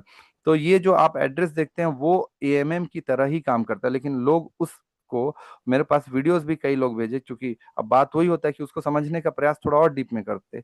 तो वो एड्रेस जो है एएमएम की तरफ है, मतलब वो बाय करता है और सेल करता है, ताकि रेट को पूरी तरह से एक बार में ना गिरने दे, पूरी तरह से एक बार में ना बढ़ने दे। और ये कॉन्सेप्ट भी ओरिजिन ने ही डेवलप किया, तो आप देखेंगे वो बहुत पहले का किया था। रिसर्च आप उस एड्रेस पे थोड़ा और तगड़ा कर लें, नहीं समझ आएगा तो पर्सनल प्रयास करें पूछने का। लेकिन समय मेरा बहुत कीमती रहता है, मतलब मेरे पास भी समय उतना नहीं रहता है। रमेश सर से मैं रिक्वेस्ट करूंगा कि आप अपनी टीम या बाकी टीम को बोलें कि आप अपने अपलाइन के माध्यम से मेरे पास आएं। एकदम मतलब मेरे घर वाले परेशान हो गए हैं कि दिन भर फोन पे रहा, मैं सो नहीं पा रहा हूँ। सॉरी, माफी चाहूंगा बोलना आपसे, मैं 4-5 घंटा सो पा रहा हूँ, पागल हो जा रहा हूँ मैं, इतने क्वेश्चंस आ रहे हैं। चलिए, ठीक है सर, वो एड्रेस दिखा सकते हैं क्या? जी दिखा रहा हूँ। मैं यही कहूंगा सब साथियों से कि डायरेक्ट शशि सर को कांटेक्ट ना करें। अगर आप कांटेक्ट कर रहे हैं तो मे भी एक फीस जनरेट करें, क्योंकि फ्री में कोई टाइम नहीं देता। हाँ, आपको क्वेश्चन करना है तो हमारे जो ग्रो टुगेदर टीम के लीडर्स हैं उनके थ्रू आए, और हम बीच बीच में मीटिंग्स करते हैं, फिजिकल मीटिंग, वहाँ अपने क्वेश्चन को रेज कर सकते हैं। और मैं आप सभी लोग को बता दूं, जो टेक्निकल हमारे सेशन में आते हैं उसको ग्रो टुगेदर टीम पे करती है। हम पेमेंट करते हैं, तो उनका सर्विस लेते हैं, चाहे वो शशि सर ही क्यों ना हो। तो फ्री में सर्विसेज नहीं होती, और अननेसेसरी छोटी छोटी चीजों के लिए सर को कॉल ना करें, आप हमें कॉल करें। जरूरत पड़ेगा तो हम उनसे वेरीफाई करके आपको रिप्लाई करेंगे। व्हाट यू ये वो सर? एड्रेस ये हाँ। एड्रेस है, ये वो एड्रेस है आपका C4। आप इसके ऊपर थोड़ा रिसर्च कर लेंगे और उसके बाद फिर बताएंगे, नहीं समझ आएगा तो। ठीक है, साथियों, एड्रेस चेक कर लीजिए जो बाय चेक कर होता है। लीजिएगा आराम से, आप लोग इस पर रिसर्च करेगा तुरंत, क्या कहते हैं इसके ऊपर। Thank you sir. एक क्वेश्चन ये है कि मैं आपको एक स्क्रीनशॉट भेजा था सर। किसी व्यक्ति ने कहा कि सर एलजीएस की जो संख्या है ना, जी, वो अलग अलग जगह अलग अलग दिखाता है, ये डेक्सटूल में अलग दिखा रहा है, समझ पॉलीगॉन में गया अलग दिखा रहा है। हाँ सर। सर। ये प्रश्न का उत्तर मैंने कल भी भेजा था। लोग ना क्या कहते हैं, पेशेंस नहीं रखते हैं, या फिर मेहनत कम करना चाहते हैं, इसलिए थोड़ी सी तकलीफ होती है। इस प्रश्न का उत्तर मैंने कल भी बताया था, आज फिर बता रहा हूँ। और यही सब प्रश्न बार बार घूमते हैं। मैंने कल उनको दिखाया, स्क्रीन दिख रहा है आपके पास, मैं सीधे पॉलीगॉन पे जा रहा हूँ, एक हम्म। मिनट। ये प्रोग्रामिंग का कॉन्सेप्ट है। ये मैं पॉलीगॉन पे गया, पॉलीगॉन पे देखिए डेवलपर ऑप्शन है। डेवलपर में एपीआई है, APY is a different, API is a different. API का मतलब होता है एप्लीकेशन प्रोग्रामिंग इंटरफेस। मतलब कि ये मैंने कल आप लोग को दिखाया था लिक्विडिटी पूल में जाके कि कैसे लाइव प्राइस वहां पास निकला था, मैंने दिखाया था, आप पुराने वीडियो चेक कर सकते हैं। तो वहां पास जब मैंने आपको दिखाया था, तो एक्चुअली क्या होता है इस एपीवाई से, मतलब with the help of code and programming, ये सब जो टूल हैं थर्ड पार्टी, मतलब आपका आवे हो, चाहे आपका डेस्क क्लीनर हो, चाहे डेस्क टूल हो, ये अपने कोड लिखते हैं, अपनी प्रोग्रामिंग लिखते हैं, और यहाँ से वो डेटा को ले जाते हैं। मतलब ये आप समझिए कि एक बड़ी सी टंकी है, उस टंकी से पूरे शहर में पानी सप्लाई हो रहा है, तो उस टंकी से लोग अपने अपने पाइप लगाने के लिए स्वतंत्र हैं। तो लोगों ने अपना अपना पाइप लगाया। अब किसी व्यक्ति का पाइप बहुत अच्छा है, एकदम स्मूथली पानी जा रहा है, किसी व्यक्ति का पाइप में कुछ समस्या आ गया तो स्मूथली पानी नहीं आ रहा है। तो जो पानी है वो स्ट्रीम ऑफ डेटा है। तो अगर स्ट्रीम ऑफ डेटा स्मूथली नहीं आ पा रहा है, मतलब कि डेटा सही से नहीं जा पा रहा है, तो वहाँ डेटा यहाँ पास ये सब जो चीजें अलग दिखती है वो अलग दिखेगा है, क्योंकि ये थर्ड पार्टी है, उनके कोड में कुछ समस्या, पाइपलाइन में समस्या। अब इसको लोग लेके कंफ्यूज हो जाते हैं। तो सही से चीजें देखने ब्लॉकचेन से सीखेंगे, कोई दिक्कत नहीं होगा। और ब्लॉकचेन में भी देखना मतलब ये नहीं कि सर यहाँ पे सप्लाई है, दिखा रहे हैं वहां पे, वो किसकी सप्लाई है, वो सर्कुलेटिंग में कौन सी की सर्कुलेटिंग है, कौन से एड्रेस की है, उसको समझ के करना पड़ेगा, तब जाके मामला होगा। तो वो नॉर्मल सा कॉन्सेप्ट है, पाइपलाइन का इशू है, और वो ओरिजिन का प्रॉब्लम नहीं है, क्योंकि ओरिजिन को वो दिखा रहे हैं। यही चीज आपका कॉइन मार्केट कैप में भी होता है कि सर कॉइन मार्केट कैप में हमको कम दिख रहा है, क्योंकि कॉइन मार्केट कैप ने पॉलीगॉन के ब्लॉकचेन के साथ किस तरीके से पाइपलाइन का मैकेनिज्म डेवलप किया है, ये कॉइन मार्केट कैप की समस्या, ओरिजिन की समस्या नहीं है वहां पास। तो इसलिए वहां पास ये अलग दिखाएगा, वो अलग दिखाएगा। और फिर कॉइन मार्केट कैप खुद भी एक सेंट्रलाइज बॉडी है। ये अब कॉइन मार्केट कैप फीस के ऊपर काम करती है, पहले नहीं काम करती थी, अब करती है कि मेरे में क्या कहते हैं, फीस आप दोगे तो मैं आपके प्रोजेक्ट को थोड़ा प्रमोट करूंगी, नहीं दोगे तो उतना प्रमोट नहीं करूंगी। और ओरिजिन डिसेंट्रलाइज बोलोगे हमारा प्रमोशन हमारी कम्युनिटी करती है, जो ग्रो टुगेदर करे हम करें, हम आपको जबरदस्ती का फीस क्यों दें भाई, वही फीस जो हम आपको दे रहे हैं उससे बेटर था कि वो फीस हम अपनी कम्युनिटी को दें। फिर भी 0.9% जो डेवलपर्स को जाता है प्रोजेक्ट के डेवलपमेंट में, हो सकता है उसमें से कुछ फीस इन्होंने लिया होगा, लेकिन उतना नहीं दे रहे हैं। लेकिन इतना बड़ा प्रोजेक्ट ही हो गया ओरिजिन कि कॉइन मार्केट कैप को भी रजिस्टर करना पड़ा है। ये आपको क्या दिख रहा है, 93% लोग बुलिश हैं, ये इस प्रोजेक्ट की ताकत है जी। Thank you sir. सर सटीक को लेकर एक थोड़ा सा क्वेश्चन है कि सटीक में कई सारी चीजें ना क्रिटिकल या कुछ चीजें दिखाती है और सटीक का स्कोर नहीं दिखाता, ऐसा भी कई लोग का रिप्लाई रहता है, तो अभी सटीक दिखा में। हाँ, अभी थोड़ा दिखाता हूँ, बताइए। अभी सब चीज दिखाता हूँ मैं, एक मिनट। ये मैं आपके सामने सर्टिक ओपन किया हूँ। फिर बात वही आ जाती है, लोग दो धन दो को चार समझते हैं, दो धन दो चार plus sine square theta plus cos square theta भी हो सकता है। उनको लग रहा है कि ये जो ये दिखा रहा है ना, ये दो बार ऑडिट हो चुका है। लास्ट ऑडिट कब दिखा रहा है, the last audit was delivered on 12/8/2025, अभी हाल फिलहाल में हुआ है, 2-3 महीना पहले। और यहाँ पे क्रिटिकल खत्म, कुछ है नहीं, मेजर खत्म, मीडियम में। अब इसको थोड़ा सा पढ़ लेते हैं, ये क्या है, लॉजिकल इशू। लॉजिकल इशू का मतलब क्या है, लॉजिक मतलब कोड को कैसे लिखा गया है, ये सटीक ने बताया कि थोड़ी कुछ इशू हो सकते हैं। अब मैं आपको ये बता रहा हूँ कि F-35 जो वर्ल्ड का सबसे तगड़ा 5th जनरेशन एयरक्राफ्ट है, आपको पता है ना कि अभी केरला के पास में 2 महीना तक क्या कहते हैं, जो यूके ने मतलब ब्रिटेन ने जो खरीदा था अमेरिका से, 2 महीना तक केरला के तट पे था।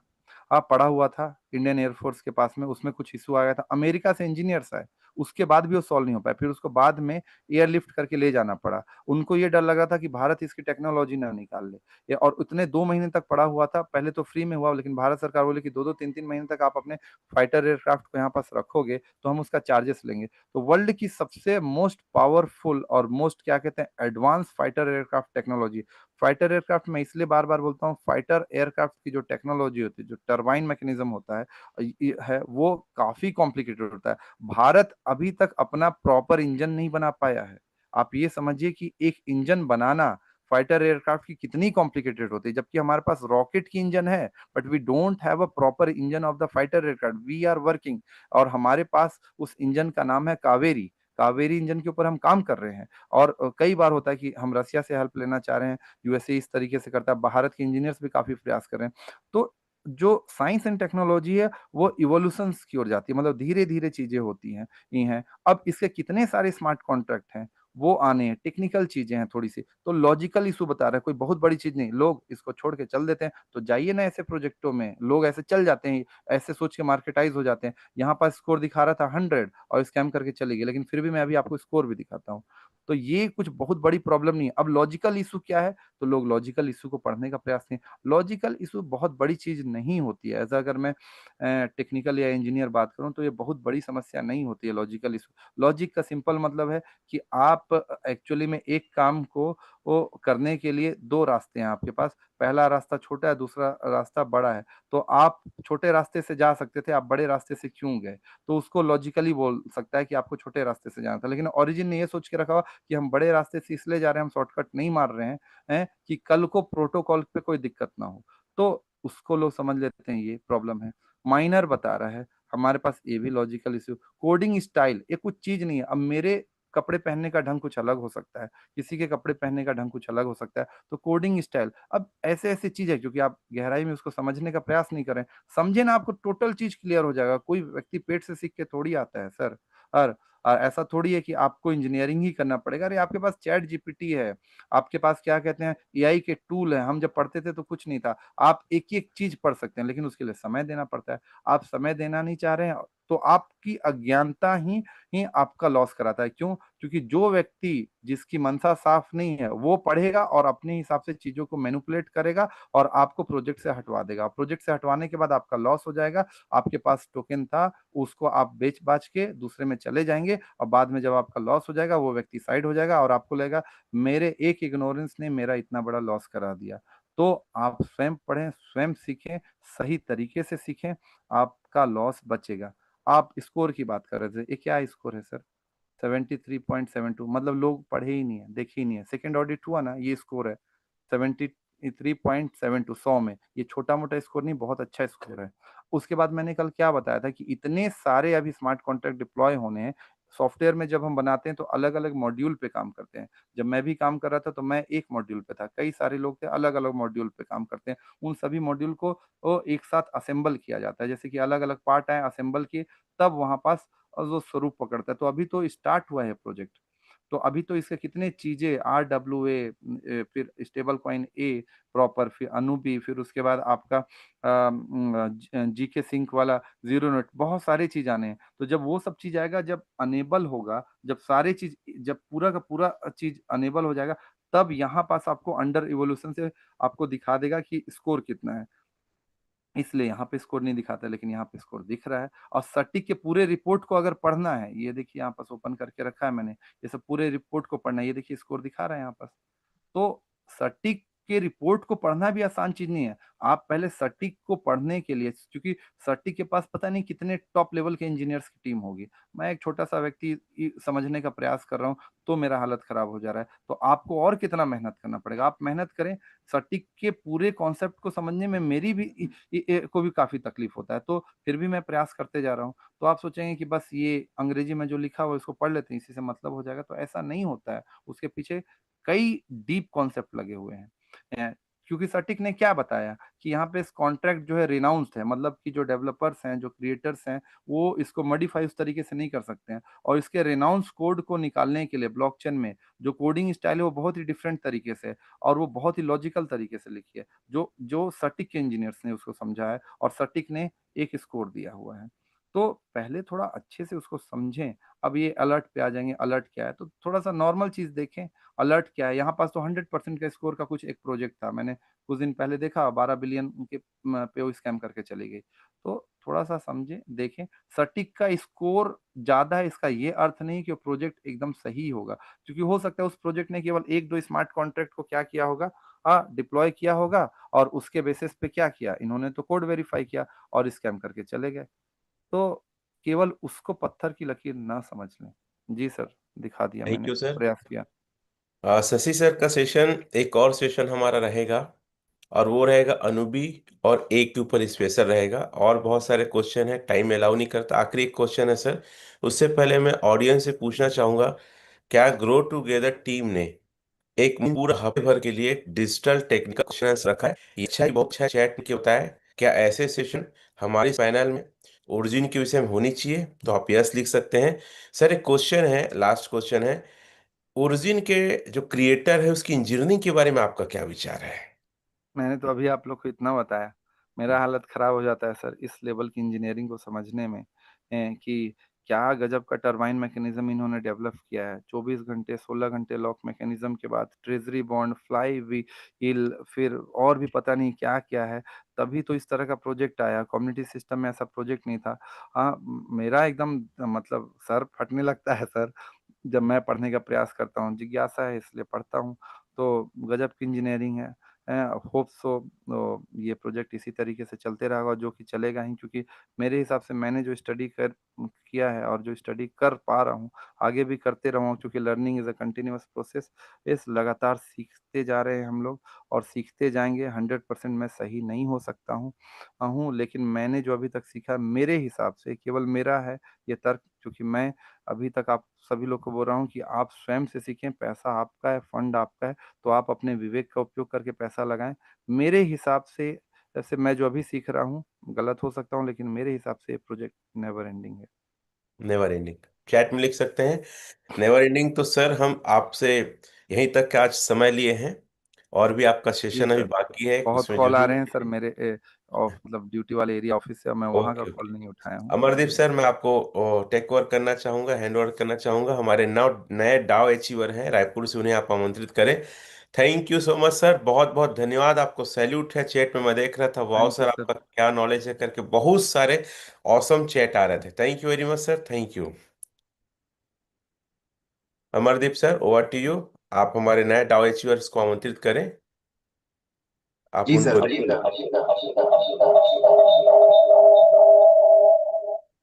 अमरदीप सर, आपके पास दूसरा फ़ोन होगा, टेक्निकल इश्यू इसलिए आता है, जो आवाज़ गूंज रही है, साउंड म्यूट भी करें, साथ ही साथ वॉल्यूम को 0 कर दें, तब ये प्रॉब्लम नहीं आएगी।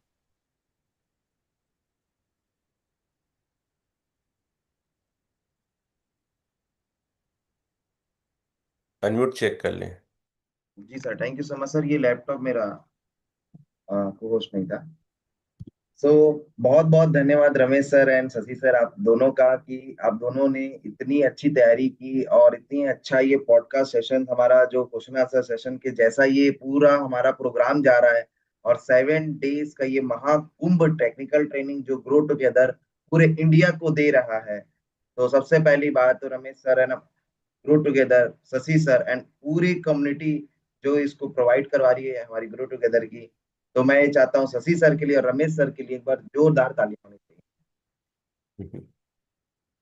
इतनी मेहनत करके आप दोनों ने सर, क्या बोलते हैं, इस प्रोग्राम को कंडक्ट कराया है, ये दिल से सैल्यूट है, काबिले तारीफ है। हम जितना ग्रेटिट्यूड दें उतना ही कम है।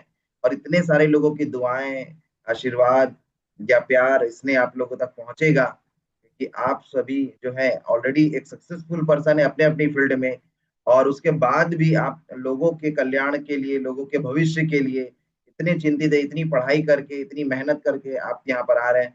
तो मैं सभी से चाहता हूँ कि सर लोगों की बातों को एकदम ध्यान से सुनिए। ये रिकॉर्डिंग आपको हमारे ग्रो टुगेदर एजुकेशन सिस्टम जो नाम का चैनल है हमारा, उसमें अपलोड हो जाएगा, और वहां जाकर के आप पूरी रिकॉर्डिंग को, पूरी सभी लोगों से मैं रिक्वेस्ट करता हूँ कि ध्यान से देखिए, बार बार देखिए, फोकस करिए और इसको सीखिए और अपनी लाइफ में ग्रो करिए। क्लियर है? बाकी आगे मैं, हमारे एक नए V1 अचीवर आए हुए हैं, और V1 आप सभी जानते हैं जो डाव बनते हैं और वाव इनकम का मजा लेते हैं। तो हमारी टीम से एक V1 अचीवर आए हैं, जिनका नाम है जीवन साहू जी, जो रायपुर छत्तीसगढ़ से बिलोंग करते हैं, और मात्र मात्र 3 महीने के अंदर में ही वो अपना V1 अचीव करें। जो हमारा बेंच मार्क है, हमारी ग्रो टुगेदर, ये हमारी कम्युनिटी का ग्रो टुगेदर हमारा सिस्टम, जो सपोर्ट सिस्टम बना हुआ है, इस पैटर्न को जो फॉलो करता है, इसके जो पूरे स्ट्रेटेजीज को फॉलो करता है, वो 3 महीने के अंदर ही अंदर V1 बन जाते हैं। और एक और V1 3 महीने में बन करके सामने आ गए हैं आप सभी लोगों के सामने। तो मैं जीवन जी को बुलाना चाहता हूँ और उनको बधाई देना चाहता हूँ, और सारे टॉप सीनियर्स को मैं चाहता हूँ उनको बधाई दे। तो पहले V1 जो हमारे नए को नए होस्ट हो आए गए हैं सर, को होस्ट जीवन साहू हो गए हैं। हैं, तो जीवन जी, सर उनका अलग टाइप से जी ऐसे करके 1 लिखा हुआ है, वो जीवन दूसरा है। अच्छा, तो वो आप भी थोड़ा, चेक करें, आप भी को होस्ट हैं, जीवन चेक करें, आप भी उनको जी कमांड दे सकते हैं। जी, जीवन जी जी आप सर, क्या बोलते नमस्कार हैं? सर। मेरी वॉइस क्लियर है? जी जी, आपकी वॉइस क्लियर है सर, आप बोलना स्टार्ट कर सकते हैं। सर आप सभी को नमस्कार, गुड मॉर्निंग एवरीवन। सबसे पहले बात ये बोलना चाहूँगा कि बहुत बहुत थैंक्स सर, अमरदीप सर आपको, रमेश सर आपको, और मेरा परम मित्र दर्शना सर, आप सभी को मेरे तरफ से दिल से धन्यवाद। और जर्नी बहुत स्टार्टिंग रहा सर, आपने मुझे संभाला और बोला कि बस आप साथ दो, बड़ा काम करेंगे, मिलके करेंगे कह के, तो मैंने साथ दिया। और बहुत अच्छा फील हो रहा है सर कि आज मैं डाव अचीवर हूँ, क्योंकि शुरुआत, सफलता की शुरुआत जो सीढ़ी होती है और डाव अचीवर से होती है। और मैं अगेन जो दिसंबर का मीटिंग होना है, तो मैं कमिटमेंट करता हूँ सर कि उस मीटिंग में मैं V3 बन के ही जाऊंगा वहां पर। और आपका साथ सहयोग, जिस हिसाब से आपका मार्गदर्शन मिला है, और बहुत दिल से धन्यवाद देता हूँ इस गो टूगेदर टीम को, जिन्होंने एक ऐसा सिस्टम डेवलप किया है, एक ऐसा प्लानिंग तैयार किया है कि आम आदमी को खास बनाने का जिम्मा उठाया है। रमेश सर बोलता है, जिसके पास कर्जा है, हम पहले उस कर्जा को हटाने के लिए काम करते हैं, हटाने के लिए काम करते हैं। तो ऐसा सिस्टम डेवलप करने वाले, ऐसे सोच रखने वाले, ऐसे लीडरों को मैं दिल से सैल्यूट करता हूं सर।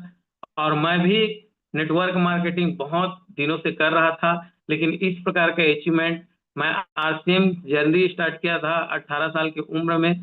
2007 से मेरा नेटवर्क मार्केटिंग का अनुभव है, लेकिन जिस हिसाब से इनकम, जिस बड़ा इनकम, मात्र 3 महीने, सर ने बोला 3 महीने, मैं 60 दिन में किया हूँ सर। 1 महीने मेरा ब्रेक हो गया था, क्योंकि मेरे मिसेज की डिलीवरी का टाइम था। मैं बाहर रहता हूँ, फैमिली के साथ नहीं रहता, मैं अपना रहता हूँ, इसलिए मैं उसको टाइम दिया। ओनली वन 60 दिन के अंदर मेरी प्यारी सी टीम, जिस टीम में अजय भाई, रुपेश सर और काफी सारे लोग हैं, भगवती सर है, दीपक सर है, सबने मिल के सपोर्ट किया, सहयोग किया।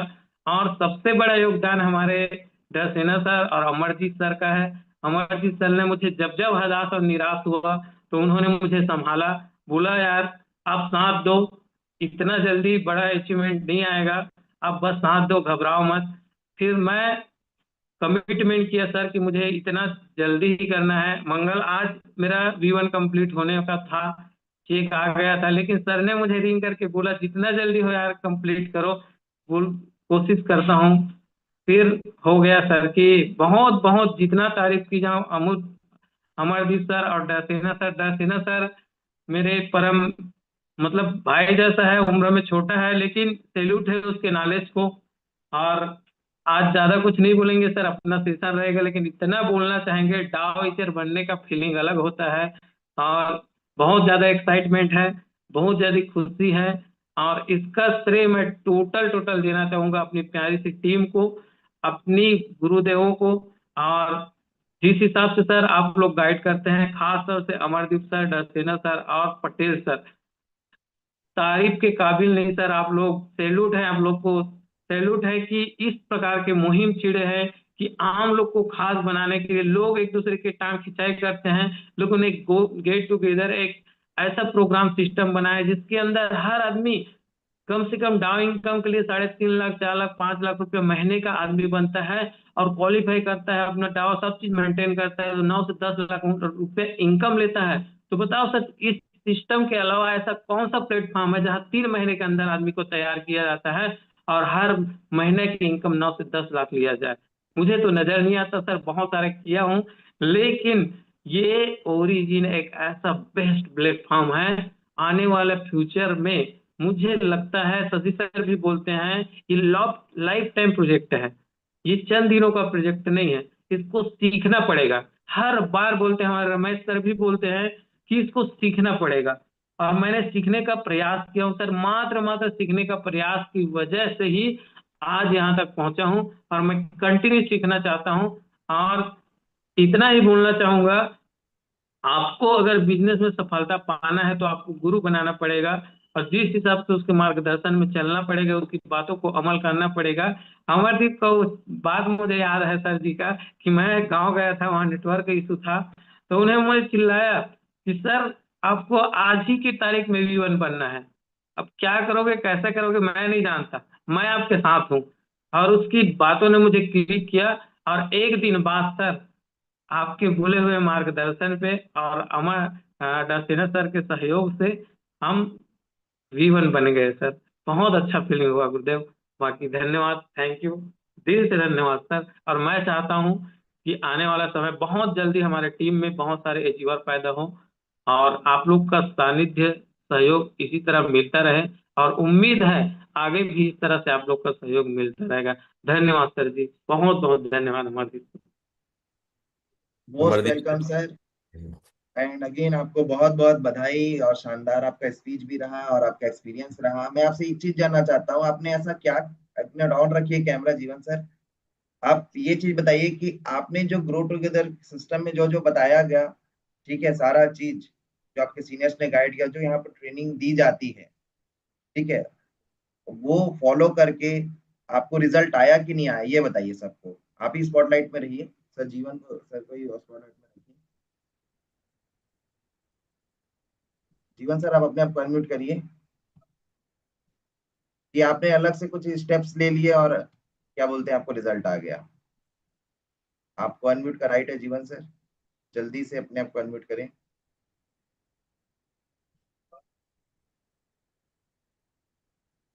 जीवन सर अनम्यूट करें अपने आप को, मैं अनम्यूट का ऑप्शन दे दिया हूँ।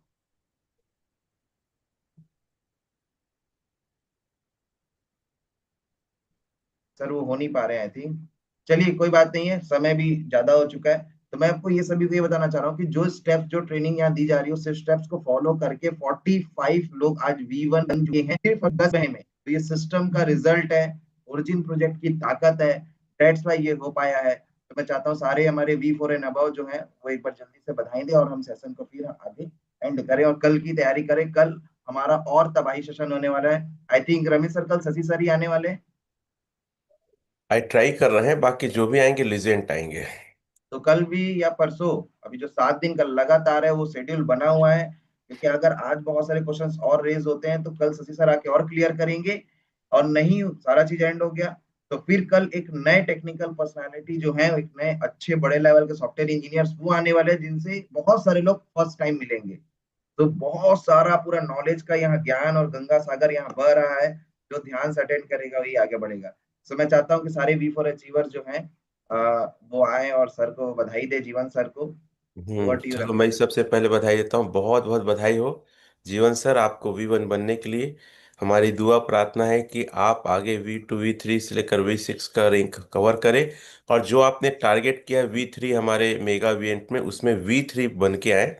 मैं एक बात कहना चाहूँगा साथियों, अब हमारी जो कोर मीटिंग है वो सिर्फ V1 के साथ हुआ करेगी, और मेरा V6 का पार्टी भी होने वाला है अराउंड एक हफ्ते के अंदर। तो मैं उन्हीं को बुलाऊंगा जो V1 एंड अबव रहेंगे। तो V1 बनिए, और एक कोर मीटिंग का हिस्सा बनिए, एक टेक्निकल जो हम फिजिकली देते हैं उसका हिस्सा बनिए, और हमारी बड़ी पार्टी का हिस्सा बनिए। तो बहुत बहुत बधाई हो जीवन सर, दरसेना सर को, और अमरदीप सर को, और पूरे ग्रो टुगेदर टीम को। हमारे नौ नए डाव अचीवर के लिए बहुत बहुत शुभकामनाएं और बधाई। Thank you very much. Thank you so much sir, thank you so much. और अगर क्या बोलते हैं रंजना मैम है और रमा सर है तो जल्दी से आइए सर। रंजना पटेल मैम। को होस्ट या अनम्यूट का ऑप्शन देंगे सर? मैंने दे दिया सर, और को होस्ट सर आप ही बना पाएंगे। रामा हाँ। Sir, Rama Shankar sir available नहीं है। और, और राजेंद्र कौशल सर, विनय कौशल सर भी अभी नहीं है अवेलेबल। राजेंद्र सर को होस्ट हो गए हैं, बुला सकते हैं सर को। जी राजेंद्र सर मोस्ट वेलकम है। आप भी अपने 2 शब्द यहाँ जरूर रखें सर आज की ट्रेनिंग को लेकर के, और जीवन जी को भी बधाई दें। राजेंद्र मैडम कौशल भी सर आप होस्ट, अनम्यूट करिए, को मैडम होस्ट भी बन चुके होस्ट हैं। बन गई है। या रंजना मैम आप करिए।